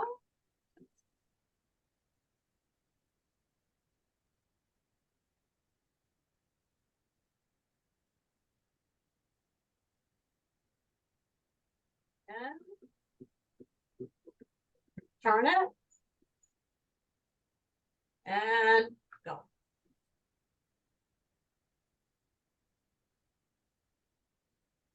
So what I'm doing right here is I'm going back and forth, trying not to go crooked here too, between these, this button here. And then if I want it to cut, as I come down this way, then I'm going to use the scissors button. Okay. Cuts.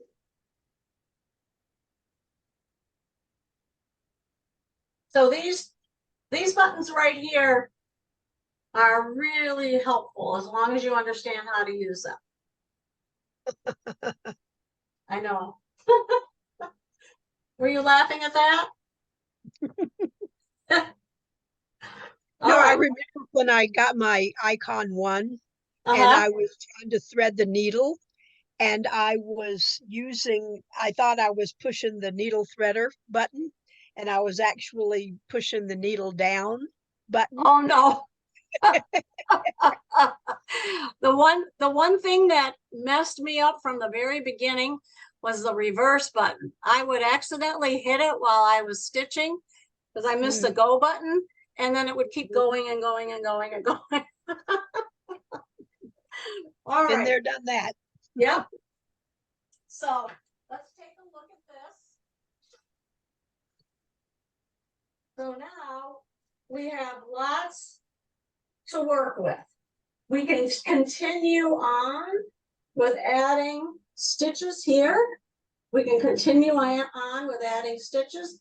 And if you'll notice, this looks like a shift from if this is the front or if this is the front. So it's hard to really decide where you're going to put it until you get a few more stitches on there. So as I showed you on the original, I'll show you the original. So when I did it like this, that just drove me nuts. Those look like glasses or cat eyes. Whereas here it wasn't so pronounced. Now let's do some single stitches. So we're going to go over here. And we're going to go into, let's see if I can, maybe I'll turn it the other way. So hang on, guys. There we go. Now let me bring it down a little bit. So what we're going to do is we're going to go into Stitch Creator. And instead of making a whole new stitch, we're going to go back to 3, 3, 35. So I'm going to go to 3, 3, drag this down. Come on. And go to, well, let's see first what 34 looks like. So that is actually perfect because there's no connecting stitch. So we can save that and we'll call that 3.335. And I'm going to label it as flower 1.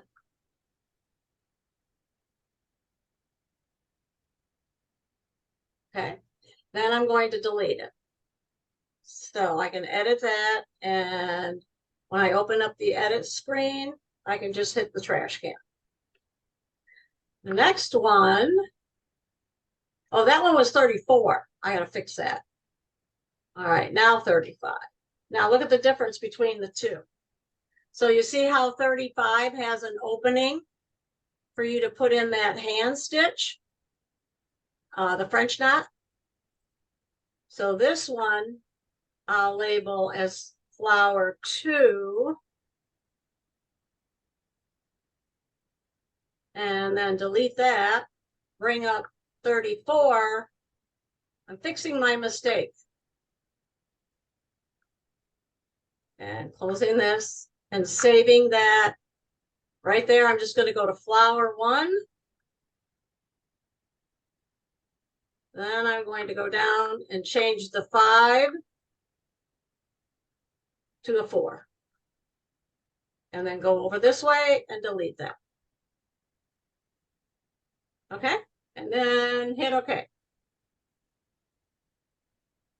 Now look at what I have. I have multiples. I don't want multiples. I just want 1. So now I'm going to go down here. Whoops, wrong one. Stitch repeat and hit single stitch. There it is. Now let's see what this looks like when we stitch it out. Don't jump to don't jump to your project. Stitch it out first. Now, because you've selected a single stitch, that's all it's going to stitch. Now, the other thing too is you may want to add a tie off. So if you want to add a tie off, you go into this screen here and you add a tie off at the beginning, the end, and then a thread cut. Let's see what it does for that too. All right. This is how we tell. And no IDT, so I'm going to take the IDT.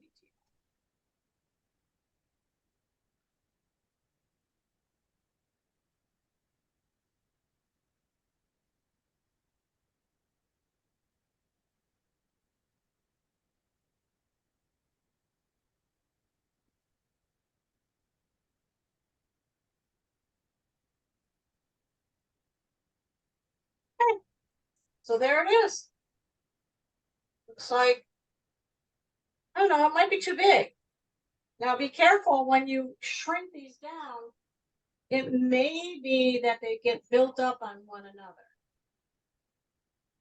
So let's try 34 or 35. I'm sorry, that one's 34. So let's try 35. And when I call 35 back up, I have to go into stitch repeat and tell it 1. But tie off is still on, so I'm okay.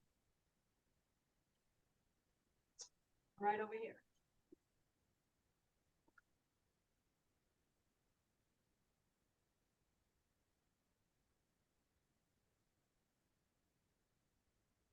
Show you what this looks like.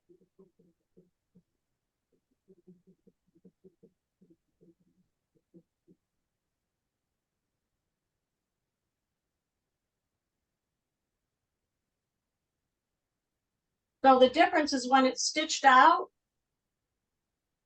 it left a hole in the center. Okay, where the other one did not. You still could probably do a French knot in there, but maybe not. All right, now, what am I going to choose for threads? Well, that's a challenge. So, there it is. There's my single stitch right in the middle there. So, I don't know. This is quite the dilemma. I don't think this blue is going to show up. I'm not sure even about this silver. So maybe I'll try gold. As long as I incorporate more than one stitch with the gold, it should blend in okay. I could try white too. You know what? Lesson to be learned. Practice it first. Otherwise, you're gonna have to unstitch. Also, practicing at first tells you the thread to cooperate or not.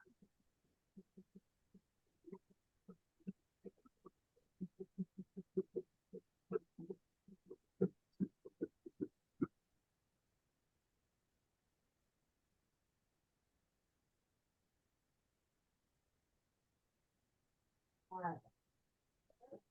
It looks okay. All right. Switching gears.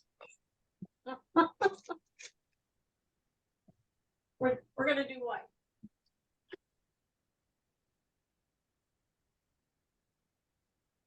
And if your store sells Floriani thread, you can buy the large ones because look at how fabulous they sit in that thread guide. And I don't even need a thread net for these.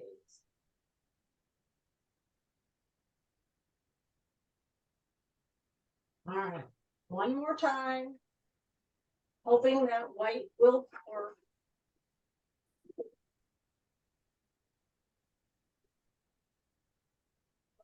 No, no, no. All right, we'll do the white one here.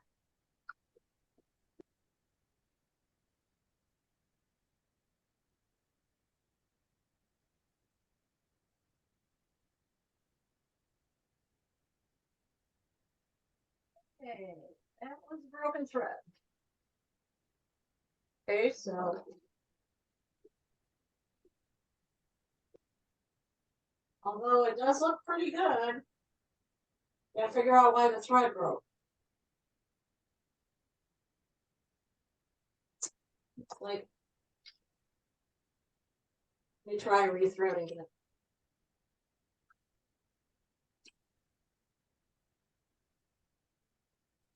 Now, when it breaks in the middle like that,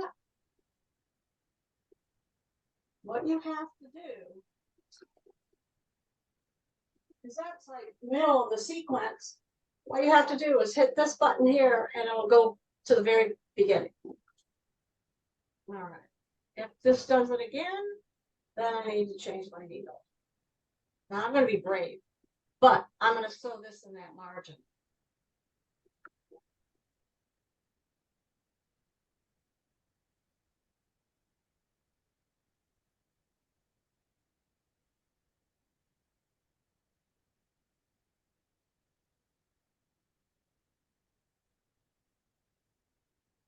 That one worked.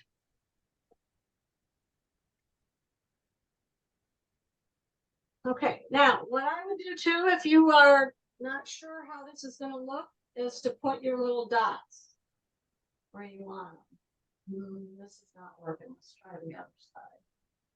And that's not working either. Let me try a friction pen. Or marker. This is a friction marker. We have these in purple and pink, but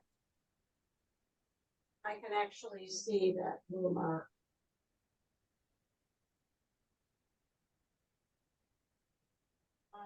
It seems kind of silly to put one way up here.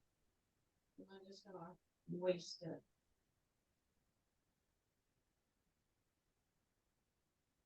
I'm not gonna do all of these because I want to move on to the next one.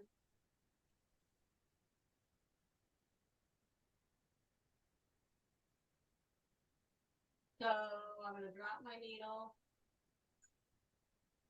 right there. And what's neat is you can literally see where the stitches, and so you just line it up over your mark. I love that.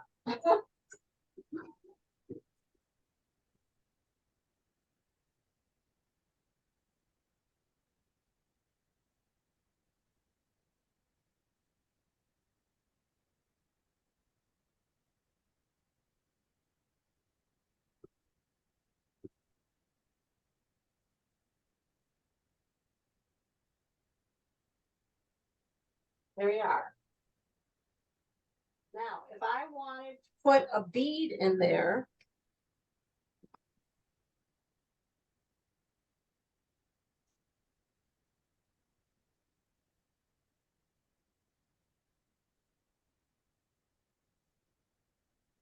you could actually use a straight stitch. So if I go back to the straight stitch and utility,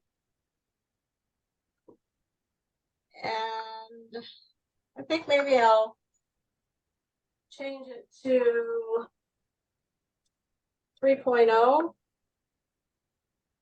And let's see what happens when I try a single stitch. Just a single stitch, say. All right, I might have to do more than one. So, let me see if I can get a bigger bead. The problem is your needle. If you use a 70 needle to go through the bead, you're gonna have to thread it by hand.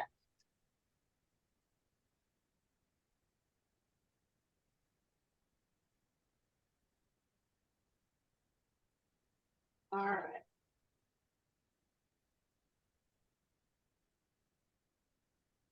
So here are my beads. And I really don't have anything but black or dark. Here, let me see if I can put this right here. The lighting's not so good here, but maybe you'll get to see that. And see this black right here? I think that's too dark. This one might work. And, I might even, some of these other beads are too small. This is a 90 should go through that. All right. So let's see if we can get one to work. This is a nightmare because as soon as you cut these, let me see if I have any loose ones. Yeah, that would be no. The beads that I used on the other one, I ended up, as I said, sewing on by hand with a small needle. All right, here we go. Here goes another.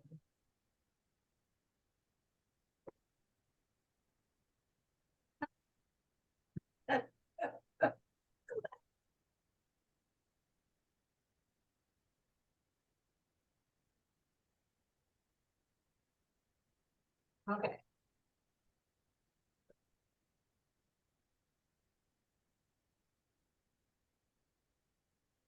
All right.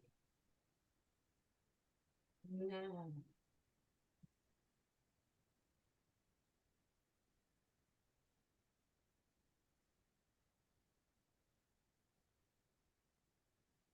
I dropped a box of beads and they went all over the floor. So I only take out a few now. So what I want to do is I want to put that in there. Stand that. I don't know that that's going to show. And you turn your needle. And you put it in. You put it through there. And then you gotta grab. And then you bring it down into the fabric.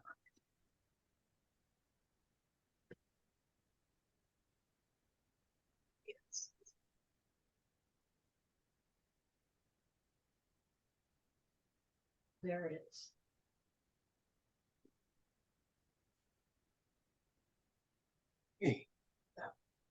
Now, you're going to do that a couple of times, but essentially, you select one stitch at a time.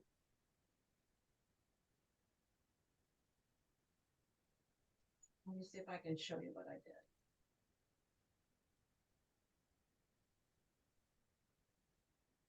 Say there's one stitch there to put it in, and then another stitch to go back into the fabric.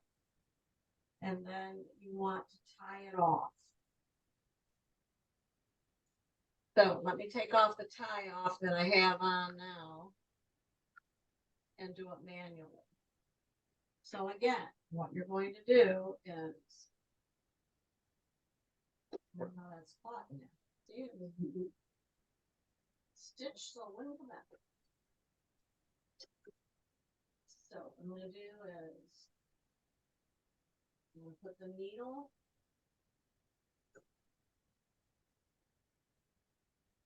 right like that. The hole is up.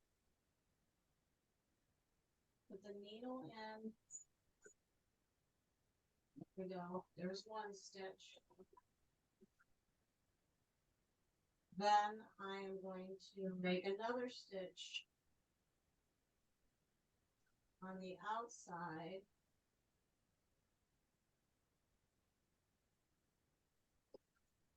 Oops.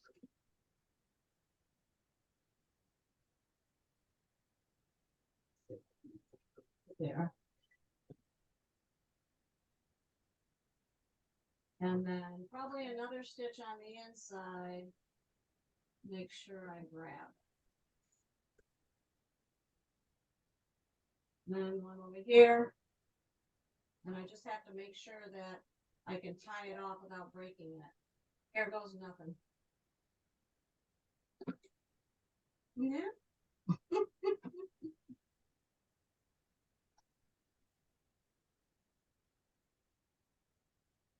All right, let's see.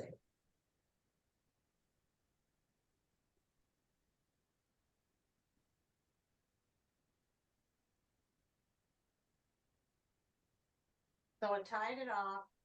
Now let me see if I can.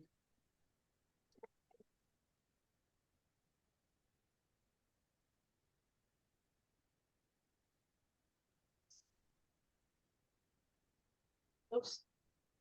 Has to tie off. Oh, burn. I don't know where it went. Here it is. So that's basically how you do it. So you tie off the bead right there, or it, like I said, it may be easier to do it. I found it easier to do it when I just stitched them on with a needle and thread. So let me show you on my sample what I'm talking about. So right here is where I sewed the bead on, and then that's how loose it was with the machine. So then when I went over them with a needle and thread, they're a little bit sturdier onto the center part of that. So anywhere you want to fill these in, you can put beads. Or let's try a sequin and see what we can manipulate. Because the sequin is basically the same. So if I pull off one sequin,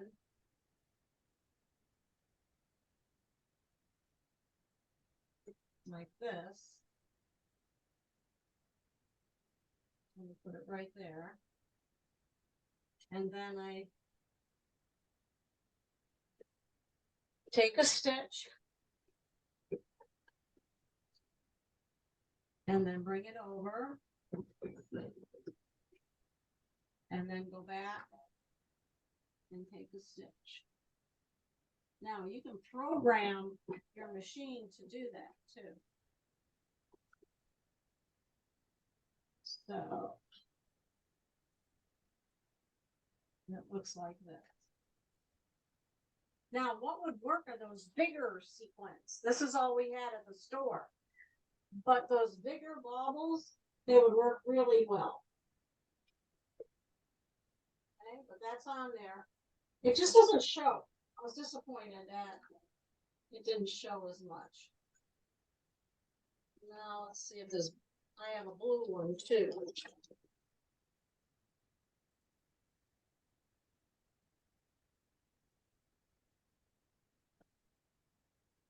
I don't know that that blue one is gonna be any different.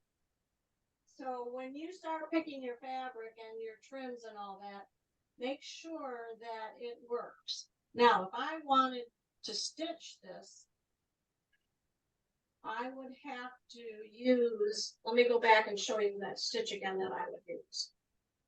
So I'm going to go back into additional. And these are for beading. So if I hit question mark and go down to 12, that is for a 6 millimeter bead.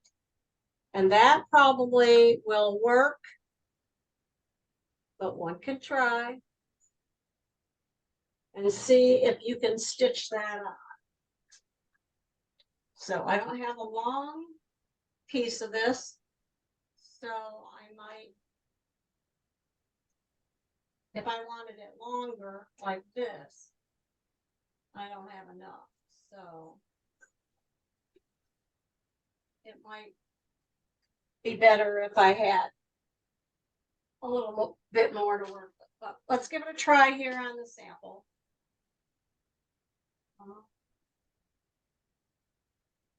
And let's start here on the left. This is really not the design, it's more designed for a, you might want to use matching thread for the dreaded monofilament.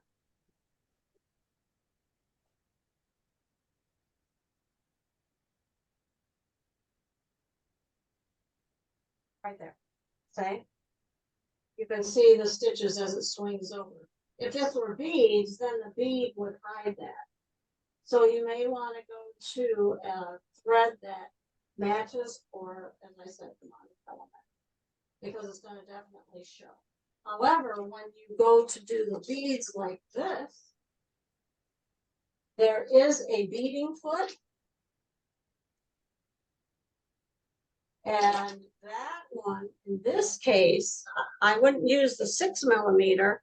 I would go in here and I would use the smallest one, which number 14 is a 4 millimeter bead foot. Number 13 is a 4 millimeter bead too. I thought one was, well, I thought we had a 3 millimeter in the store, but I may be wrong. Okay, so what does that look like? It's a little plastic foot. See if I can get mine out here. Looks like that's a cording foot, but it also could be for beads.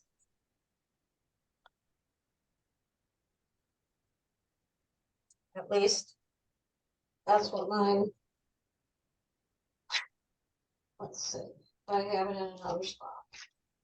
Oh.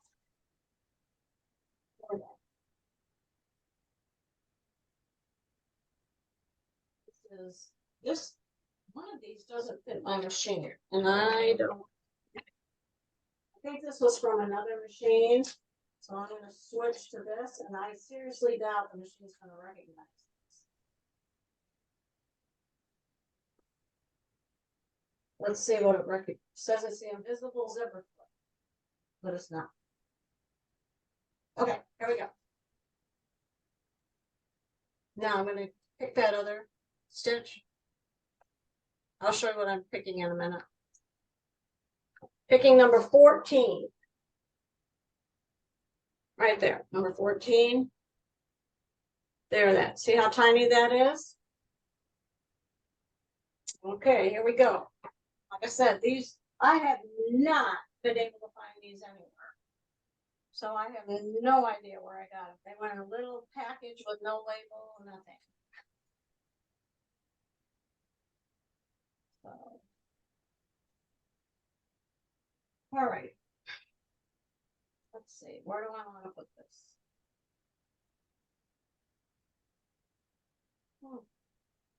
I can put it straight down like this too if I wanted to straighten out some of the design, or I can just follow the yarn again, or this. Maybe I'll make my own. Let's see what I can do here. All right, here we go. Over. So you have feeding right in there.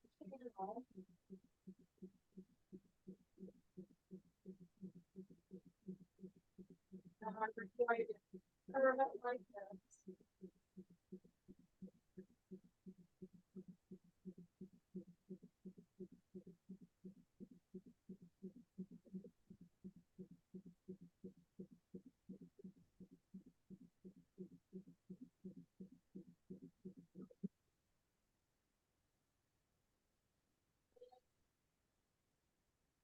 Oh, I don't know. I'm just gonna go this way.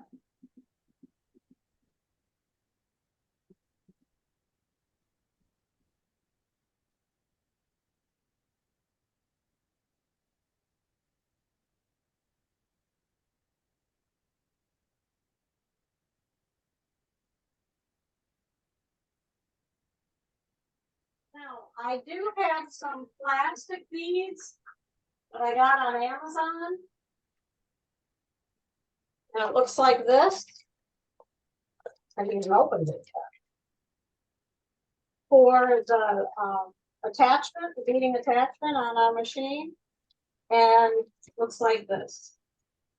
And that is a 3mm. So you might be able to find this on Amazon. Where's the end? Here we go. Okay.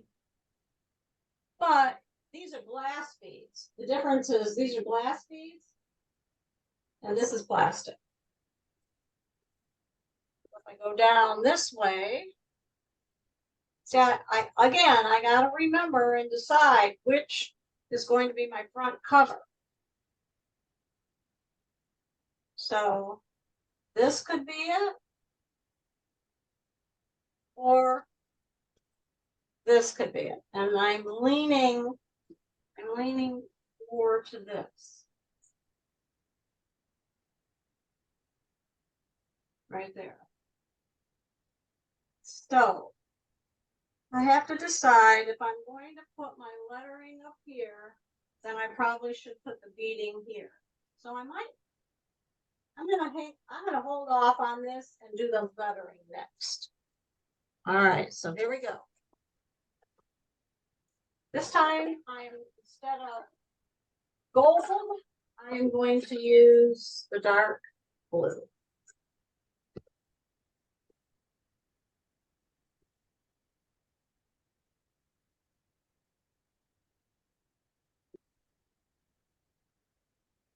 Okay.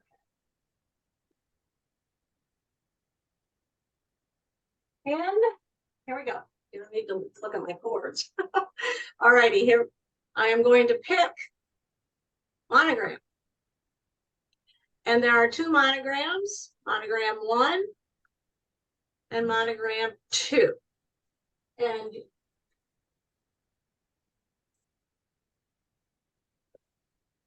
that is one thing you could use and just put initials on it. Or you can also go to stitches. And to do that, the only way we can access that, you see there's no stitches, no A anywhere except down here. And this is what I did. I went into, again, oh my. I went into the alphabet right here. I picked Grand Alphabet. That was the one I really liked the best. And it's 17 millimeters high, which is, I don't know, maybe about 3/4 of an inch. And what I did is I spelled create. So I'm going to show you how I did this. So I've got that one selected. I type in C, space, space, R, space, space, E, A, T, 2 spaces in between each letter. And then I close the keyboard right here and hit OK. Now I have it spelled continually. So I'm going to go to Stitch, Single Stitch Program. And I'm going to get a series of 1 letters for 1 repeat of the word create. Okay. So here's what I did.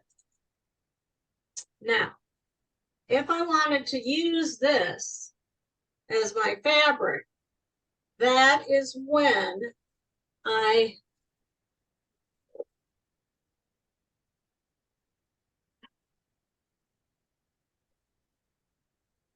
well, this is crazy.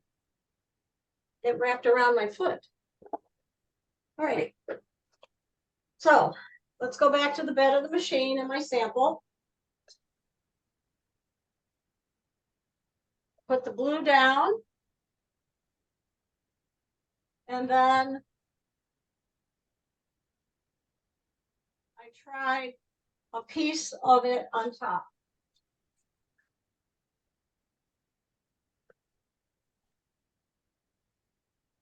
Like that. To see if it would work. So, having said that, I am going to stitch, create this way. Now, I want to point out something that's really important, is that you need to put on foot number 8, because this is one of those sideways motion feet, and it definitely needs number 8. Now, that's interesting. That says it's a twin welting foot.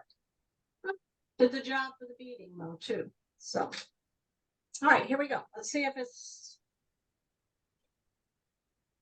there. And no IDT, because it's just going to stitch. Now, if you sew this crooked, it's okay. You'll understand in a minute. Ready? Here we go.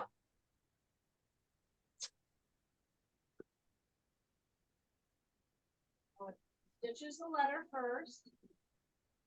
Now, this was to avoid doing each letter one at a time. And 2 spaces and me up.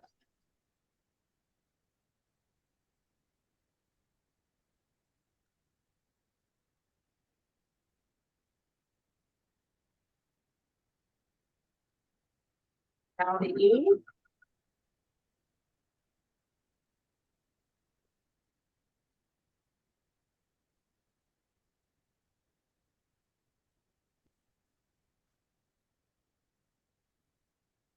The A.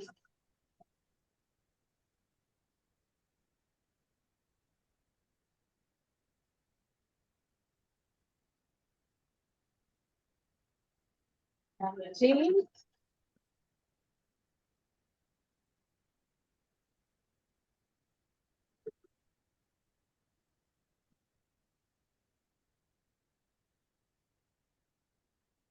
D.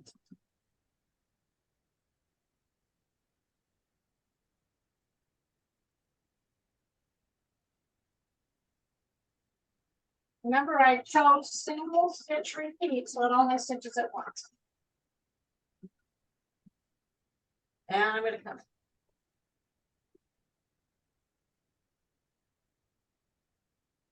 So there we are.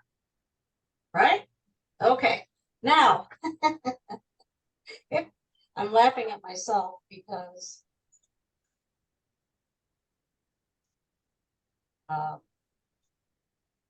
with a totally different color fabric, I think you could eliminate this step right here. But because I chose embellishing fabric, I am going to use that dark blue. So, ladies, this is meant to be wonky. You can remove stitches later. So now what you're going to do is you're going to cut out each one of these letters. And then we're going to stitch this onto here. Okay, like that. Does that make sense? Hopefully. And then I'm just going to cut out around it again. If you're one of those people that has to have sizes, etc., you're not freestyle, then this measures 1 inch. This measures 1.5. Okay. And you can cut those out with your rotary cutter. So that's all there is right there to doing the lettering. Personally, I'm going to glue them in place. My fabric glue on the back, which is the stabilizer. And then there you go. All right. Now you can put it here. See how that works? So you can put it there. And typically what I would do, and I may end up taking this one out, but typically what I would do is I would do all the letters first and then line them up. Right now, because we're almost out of time, I'm going to fold this in half. I'm going to put one of my letters way over here. Because this is going to be the middle where it goes over the binding. And then this is where the C will begin. This is what I'm trying to recreate. Okay, what I did here's the C. Then I did an R, wonky, an E, wonky, A, T, E. And you can see nothing is even. It's supposed to be like that. That's the idea. See, here's where I put the beading. Then I did another 3-thread yarn and used one of those stitches in number 9. That's what I will probably do with this. These thread yarn right there. And do the yarn. And start filling these in. So you want to fill these in. This is another star flower you could try. This is that stretched tricot stitch in the utility stitches. And then here is that stitch that I used in the antique hand stitches in a light pink and a dark pink. I just played around with some decorative yarns and stitches. And I'm going to show you another. I put these back to back. And how I did that was with a twin needle. So you could drag out a twin needle and play with your twin needle too. Here's that stretch stitch. And I just even used another type of stitch, stretch stitch, the one next to it, and the dark burgundy. Here's a spot where I filled it in. I was in a hurry to get this done. So I filled it in with embroidery threads, just a sloppy running stitch. It fit in with the whole theme of the cover. Okay. Now, We're gonna switch to number 9 again.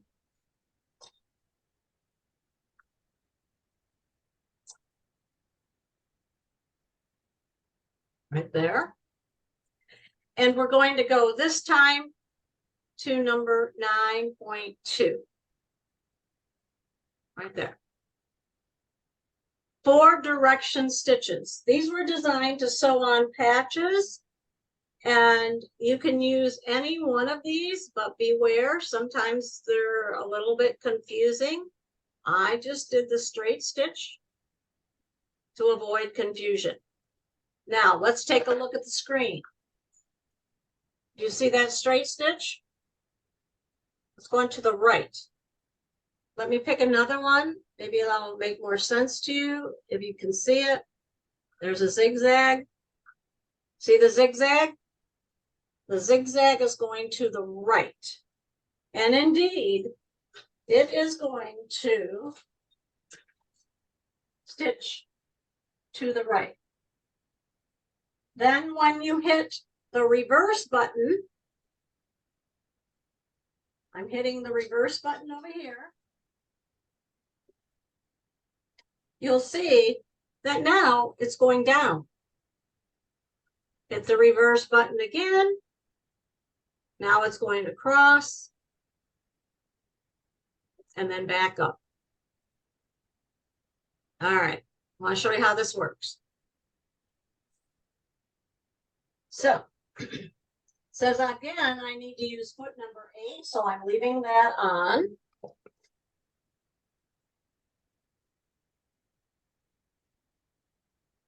And here we go. I'm gonna put that in. Chances are it's not gonna stay. I might even have to make another C. That's okay. I'm trying to get this so you can see what it's doing. There we go. Okay, here we go. Now I'm using the on off, and you can slow it down too if you want. There, slow down. Put your needle right here. If you look on the screen, you'll see that that needle starts at the top, right there. Okay. All right. Put the needle right there. And now you can see too, if you use, remember to use your projector on your icon too.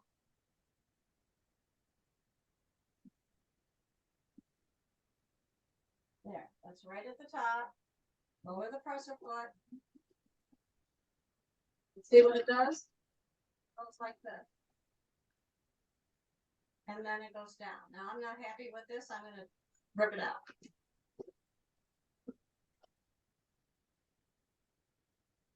This is going to be easy to rip out.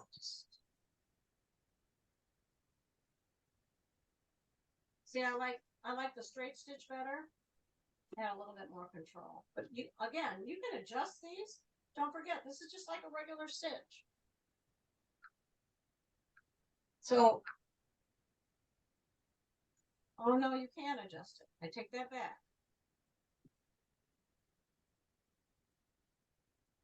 It had stitch edit, but you can't use it. It's grayed out. Okay, here we go. I'm going to go back to, I had a little bit better control. And I'm going to try something. I do this a lot. I kind of push the envelope. I'm going to switch it so I can see it. Okay. Even though it says foot number 8, switching to number, or to the star foot. And I'm going this way. And again, it's going to go straight across here. So if you want to, use your foot control. You don't have to use this button. If you want a little bit more control yourself, Then just press on the foot control and it stitches over this way.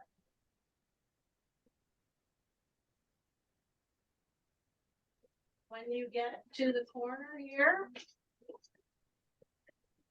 hit reverse. I'm going to show you. See? Now you're going down. Now you're going down. So it's coming down this way. And I can see where my stitch is going.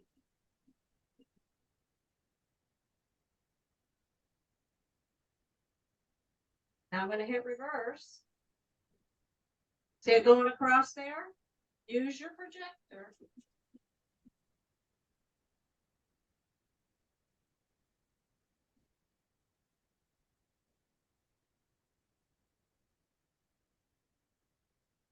Hit reverse.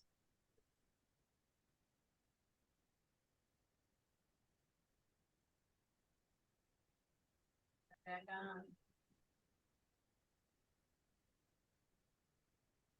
And tie off.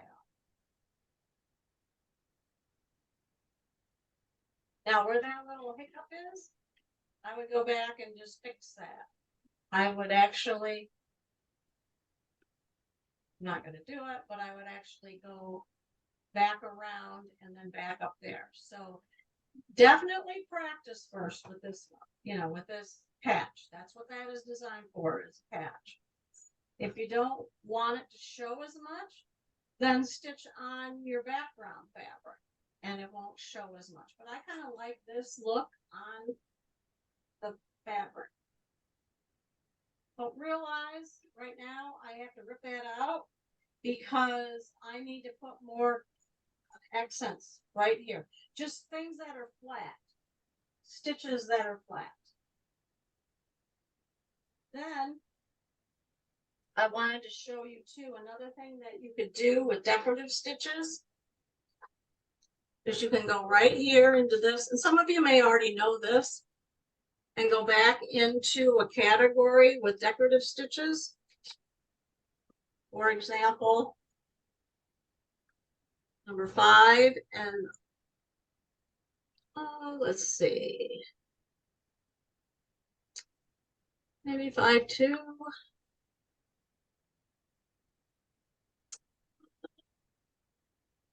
Something like this, number 1.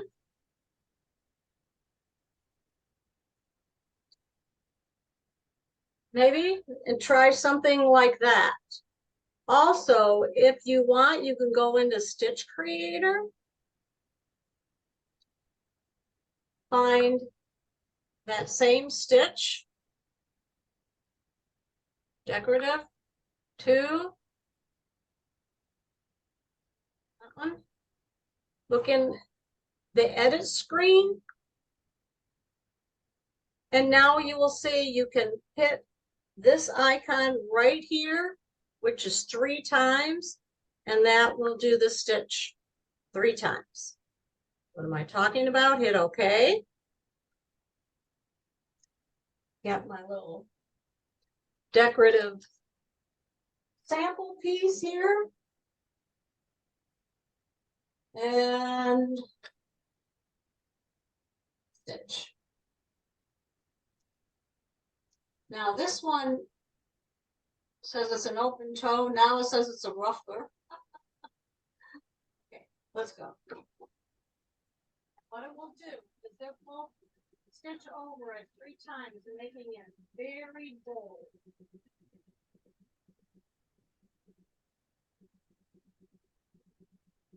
Now not all stitches will you be able to do it 3 times.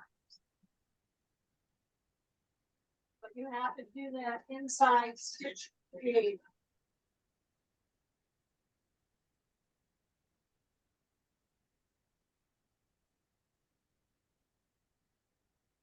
So there's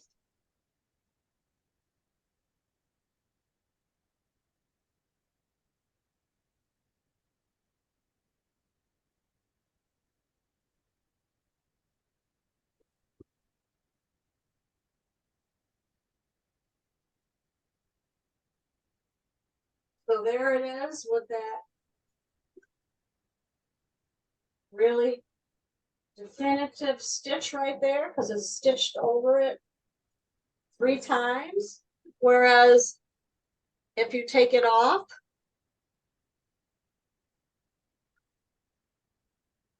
let's go back in and pick it again. So it's 5, 2, 1. And if you just sew it just the way it's been digitized,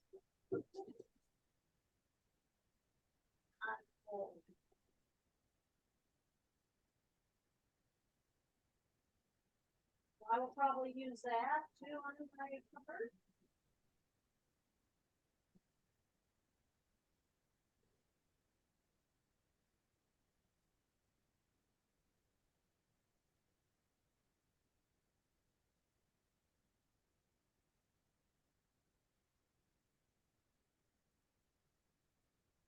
See the difference? This one only goes over it once, and then this one's 3 times. So that gives you the look of that antique hand stitches. And especially like with this dark blue thread, it really, really does highlight the stitch. So you can do that with most of them, just not all of them. Okay, I'll show you on my sample where I did that. Right here. This stitch right here. I did that 3 times. And it looks almost like embroidery thread, embroidery floss on that. And then, as I said, this one's with a twin needle. This one's just the regular stitches. It's not real noticeable, but I thought it might be just another way to finish off that edge. So lots to play with. Now, how do we finish this and create the cover? Let's go back over to the cutting table. Right here. And I'll bring this back up.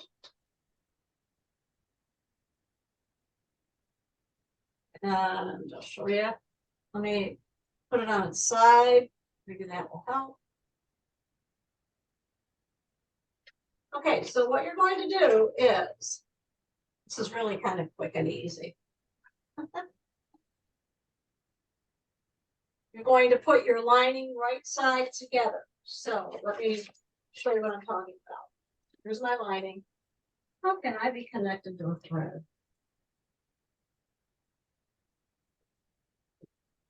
You're going to trim this down.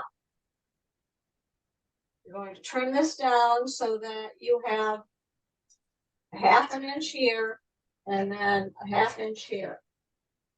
You're going to put this on top and you are going to stitch right along here and right along there. And then you're going to pull it out so it's a tube. And it's going to look like this when it's the tube. Now, by doing that, see, you can also adjust this. You can use a 1/2 inch seam, I mean a 1/4 inch seam, I'm sorry, 1/4 inch here and a 1/4 inch here, and you should have a little bit of play. If that's too big, then go back and do a 3/8 or a 1/2 inch, whatever extra you have, so it's snug. You want it to fit perfect, like this. Say there's nothing showing up here and nothing showing there. Then what I did is I took 2 pieces. They are 2 inches wide and they are approximately a 1/2 inch longer than the piece. So this is, like I said, this is kind of no measurements. And you stitch it on like this with a straight stitch. I had the ladies use one of their overcast stitches to finish this. I love that. I love just using the overcast stitches rather than taking out a serger and doing that with a serger.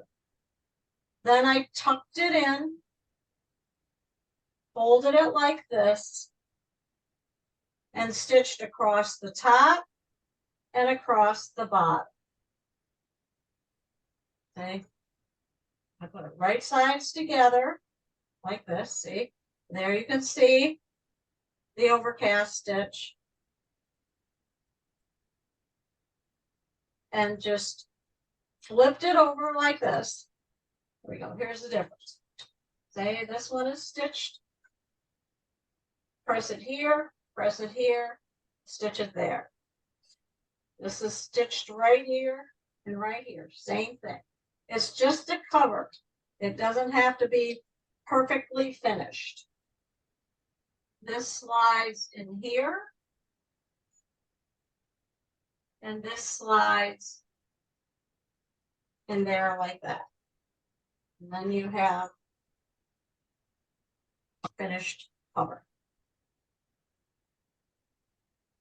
Okay, now let's see if I can get it to remove the spotlight. I am connected to this thread. Can't believe it. See? I'm connected to it.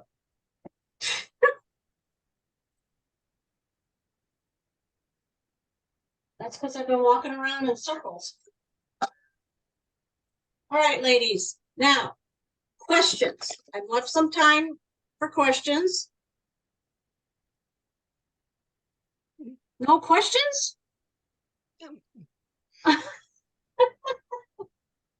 If you have any questions, I hope you share your designs.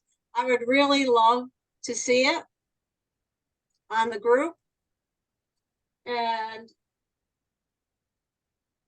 good Lord. All right. I would really love to see it on the group. And I hope to be able to finish mine, but I've got a couple things that I'm working on right now. Kimberbell. I'm working on Kimberbell. The end of the year is coming and the end of Kimberbell is coming. So I just can't understand how you don't have any questions. I couldn't have been that good. No questions, huh? Here's my cheat. Here's my little practice thing from before. So you can practice the candle wicking. I actually had them practice around the lettering. See, I had them go around the lettering so they could follow it to see which way it was going. And then I had them do an extra letter and stitch it right to the fabric so they could see how that worked. So I actually did it right on my sample today, but I would recommend that you practice it before you attach it to your project. All right. Now, Carol, do you have anything that you did? You have any stitching done, or did you just watch?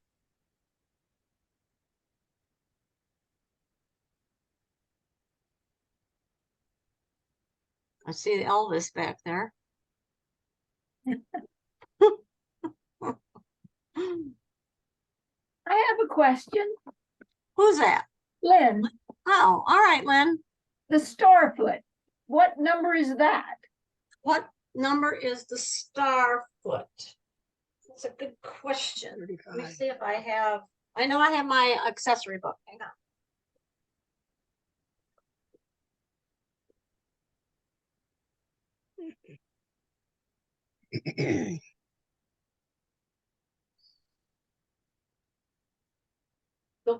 The downside of this accessory book is not alphabetical, but it is in sewing. I mean, the foot should be in sewing, in the sewing section. That sewing star foot is ready. Yes. 820654096. Thank you. All righty. Now I had another foot too I wanted to show you. This is my other foot. Oh, look, Carol's got something stitched. Yay! Let's see. Yay. Carol, start talking. Okay. Now put your, I've got you highlighted, Carol, so now put your sample up to the screen.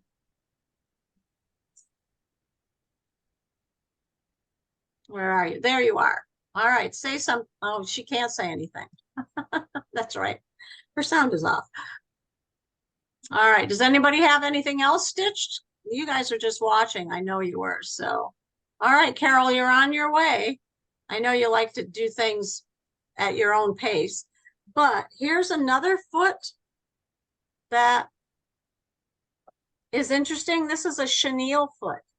And if you put a chenille piece of fabric or a piece of fabric on the bias, cut on the bias through this and just sew down through the middle, it gives a real fuzzy appearance. And that is on page, in this book, it's page 34. But what it does is it looks like this. Let me see if I can, I don't know if you can see it or not. There you go. And it gives it that chenille look. Another tool that you can use is the I just had a blank. The decorative bobbin case. Ooh. The decorative bobbin case, you can wind yarns around it, or for example, that razzle dazzle silver stuff. Because it definitely will not go through the needle. So what you do is you wind it around by hand, and then around an empty bobbin, and then sew it so that your sample, it would be like this, your sample is upside down. And then the decorative stitches are on the front. So I'll give that a try on my, I got an idea of what I was going to do, and see what you think. Okay, when I finish it. Janet, you're home. I even made a pit stop and scrapping, so You even I bought that foot. Oh, did you? Yeah. Well, that's good. I'm glad. It's fun. I was at my wit's end because I could not find any ribbon to match that taupey color. And I know the young girl, she's a senior, and I know she would have been disappointed if I couldn't make the dress look nice. But I think Mom and Bella were happy when they left. So Looks like a perfect idea. well, it came in the middle of the night. Yeah, I'm like, wow, maybe I could do that. Penny, will Anyhow. you send me the lumbar pillow Zoom? No, too? I'll do that today. Let me write a note. If you get a chance. Not that I don't have enough projects to do. Yes, I understand. But it's been I think that'll be a quick one, right? Pretty much. Yeah. So I was just talking about the decorative bobbin case and the razzle dazzle thread and wrapping it around a bobbin. So I'm going to try doing that. Let's see. I'll show you on. We got that with our machine, right? Nope. No? Uh-uh. Okay. Where did I put it? That's the trick. That's the key. Where did I put it?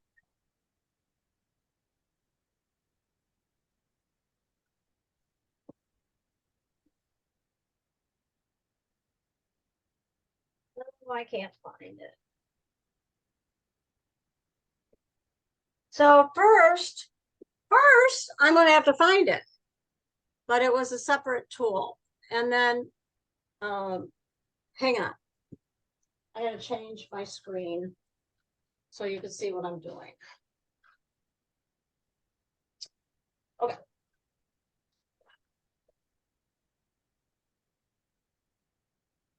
All right, and so it was iPad. Okay.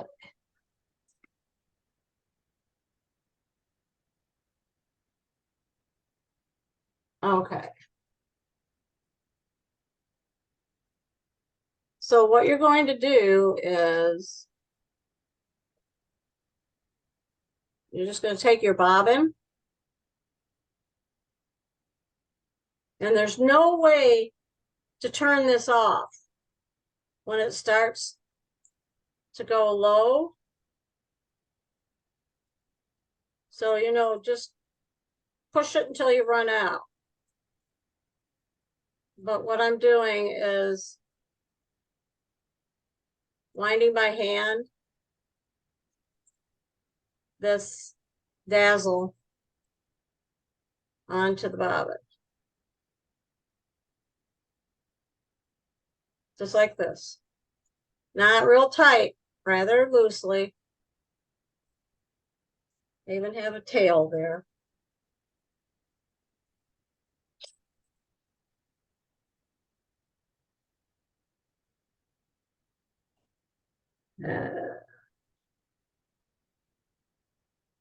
And just wind it.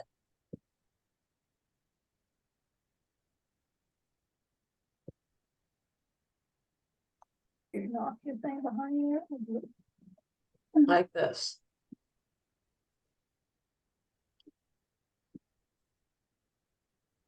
Well, that's plenty.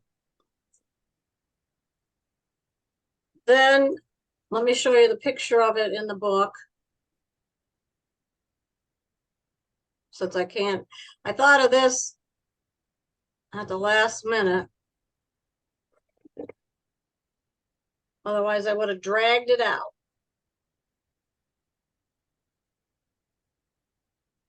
Oh. Well, now I can't find it.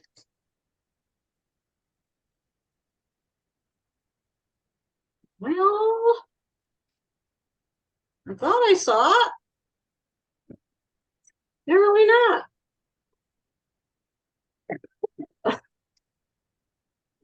There it is. Right there. So it's a different, this is for the other machines that insert the bobbin, and then this is ours down here.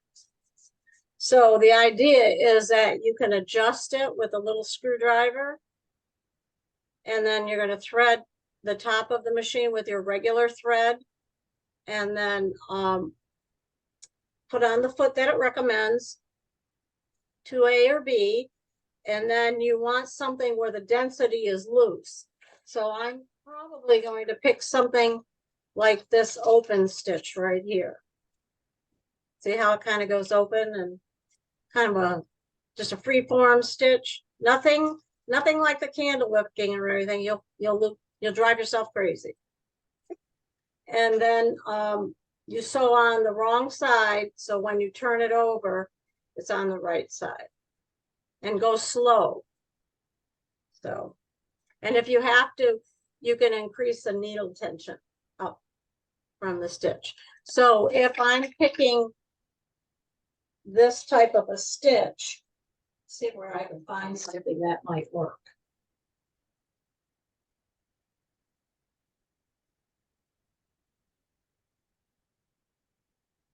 So, not that.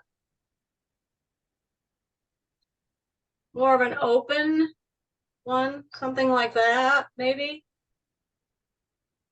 Something like this down here. Or this one. Something like that. Then if I look at the edit stitch screen, now it's on metering here, so I could go 50 is normal, so I could go up to 60 if I have to bring the more of the bobbin thread up. Wish I could find it. Yarn pouching foot is another one.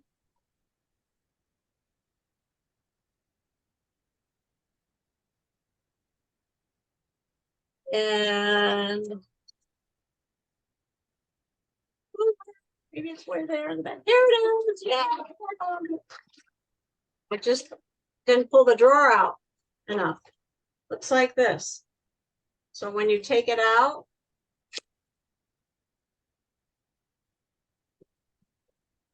Here it is. Because you want to get the one specific to our machine too, so that's the key. So it looks like this. And then if you want to tighten or loosen the screw right here, let me try and get it. So it comes in a little box like that, Adeline? Yep, comes in this little box. Mhm. And see on the front of the box, they have some of the stitches that work with it. Oh, nice.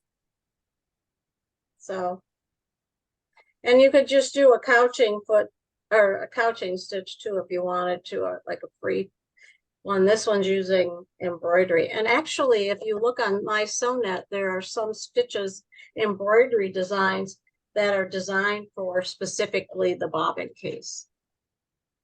The special that are designed with this specialty bobbin case in mind. So let's give it a try. We'll just finish up real quick with this. And I'll take my other bobbin case out.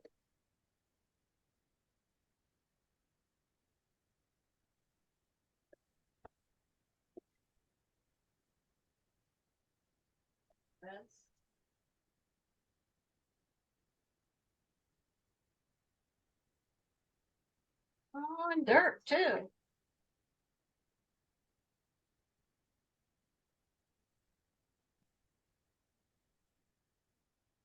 So we'll put this one in, even though it's dirty, I'm just gonna put it in, like so. And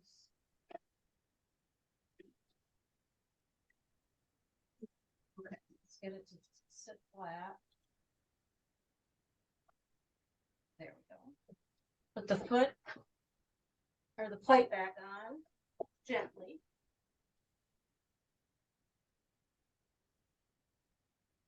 Over here. There we go. And then I tend not to thread it. I just kind of leave it. I'm wasting yarn though. Wasted dazzle. This works on the serger too, if you have a serger. And then I'll bring it up.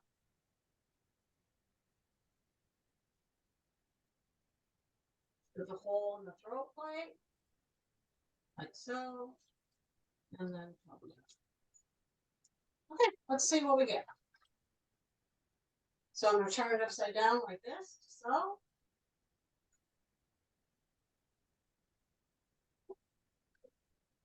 Nothing.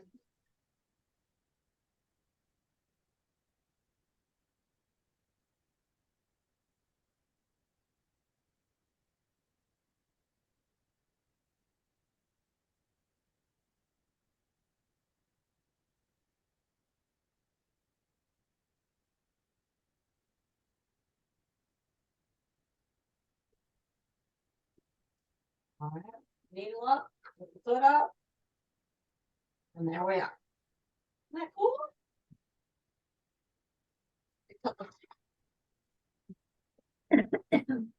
Can you see it? Yep. Pretty.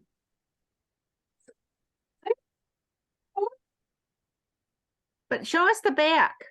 And then it just looks like the regular stitch at the back, because you're sewing upside down. Oh. See?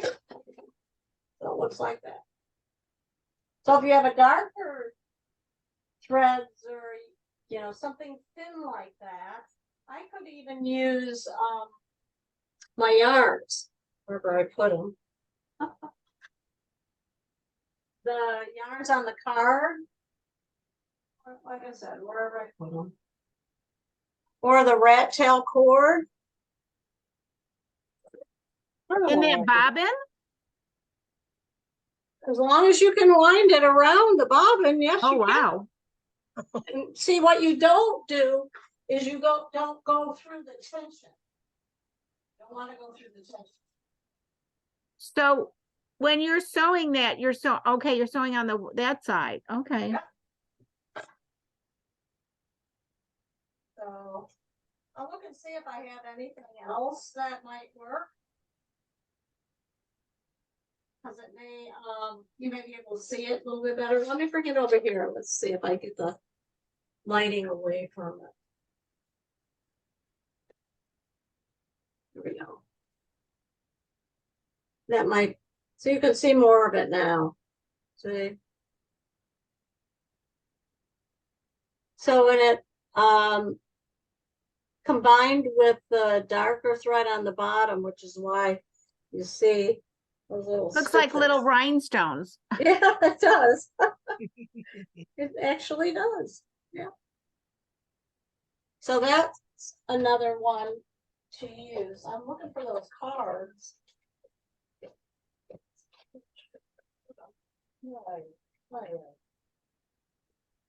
Where am I like? Here's one. So the reason I wanted to show you these cards is that some of them, like this one here, see that yarn? That is really thin. So you should be able to get that on that bobbin, no problem. Something like this type of yarn too, this nubby one, that could go on that bobbin too. Now this might be a little bit of a problem depending on how many and the nubs, how big the nubs are to go through the throat plate. So you just have to think outside the box in there. Okay. So I could try that too. So I don't know, we'll see. Here they Is that are. bobbin expensive, that bobbin case? Yes. And you just use the bobbin, you have to buy the bobbin case because the tension is totally different. And you do not want to be messing with the tension on our bobbin cases. Right. So here's something else too. I found those cards, but just the fact that this one is a little, look at how thin that one is. That one right there. That one will be able to wrap around and stitch no problem. Are those old and from your stash? Oh yeah, 25 years old, easily. Yeah. I don't even know if there's a date on here. Oh yes, I found the date. 1994. Wow. Yeah. Those are vintage. I know. Yeah, 1994. But I don't throw away anything like that because it's a fiber and I love my fibers. Yep, they're all 1994. I remember when these came out. I was sewing with them on my 7550. My oh my. Now I would not, I'm not convinced that the rat tail cord would work. Looks a little thick Too to thick. me. Yeah. Yeah, It's too but if thick. you have something that's thinner, this would be the marker. Anything thinner than Oh, this. Lynn's got something. What she got? Oh, no, I have it's- the same thing. Oh, oh, no. All right, Lynn, show us. I have the same thing. There, here, let me spotlight you, Lynn. All right, there we go. Oh, Oh, you wow. even have, whoa, you have the box. I have two boxes. There's another one in the drawer. Oh, my. everything comes back. Yes, Yep. it does. So we can call it a reuse, recycle, which is very trendy now. So we're in style. All righty. So then any questions or anything? Nadine, Adeline, Yeah. can the Viking yarn couching foot work on the FOF? No. No, thank you. You know why? Because the way No. the foot That's goes right. onto the machine. I got you. Yeah, That's true. that's the difference. So, Thank you. I know that they make one for the Viking. I know they do because I have that one. That's why I was asking.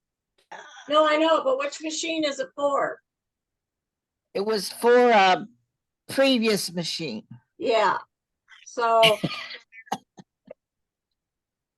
this is what it looks like. Oh, hang on. I gotta spotlight my iPad again. All right, this is what it looks like. Okay, even Yep. though it looks like that 6A foot. Yep. Let's see what the 6A looks like. You might be able to use it, but see the difference? 6A has a opening. Yep. Yep. And the couching foot has a hole. That's the difference. That's the difference. And the stitch finger on the couching foot is on the left. The stitch finger is on the right in 6A. Okay. Okay? Gotcha. Thank you. You're welcome. All right, that's probably another lesson. Uh-huh. But you could use, I mean, if any of you have this couching set, yeah, you can couch with that. So I know Carol has it for her Epic too. So all right. If not, we'll call it done if there isn't any more questions. And I'll get this rendered. And remember, mine, I don't clean mine up. It is what it is. So that's just the way I roll. I don't need one more thing that I need to learn. And editing videos is something I'm not willing to do. All righty. So, Enjoyed the class very much. oh, good. Thank you. Thank you. All righty. Again, if you have any questions, just ask on the Facebook page, and please do share your designs. All righty. Bye-bye. Thank Bye-bye. you. Bye. Bye-bye. Bye-bye.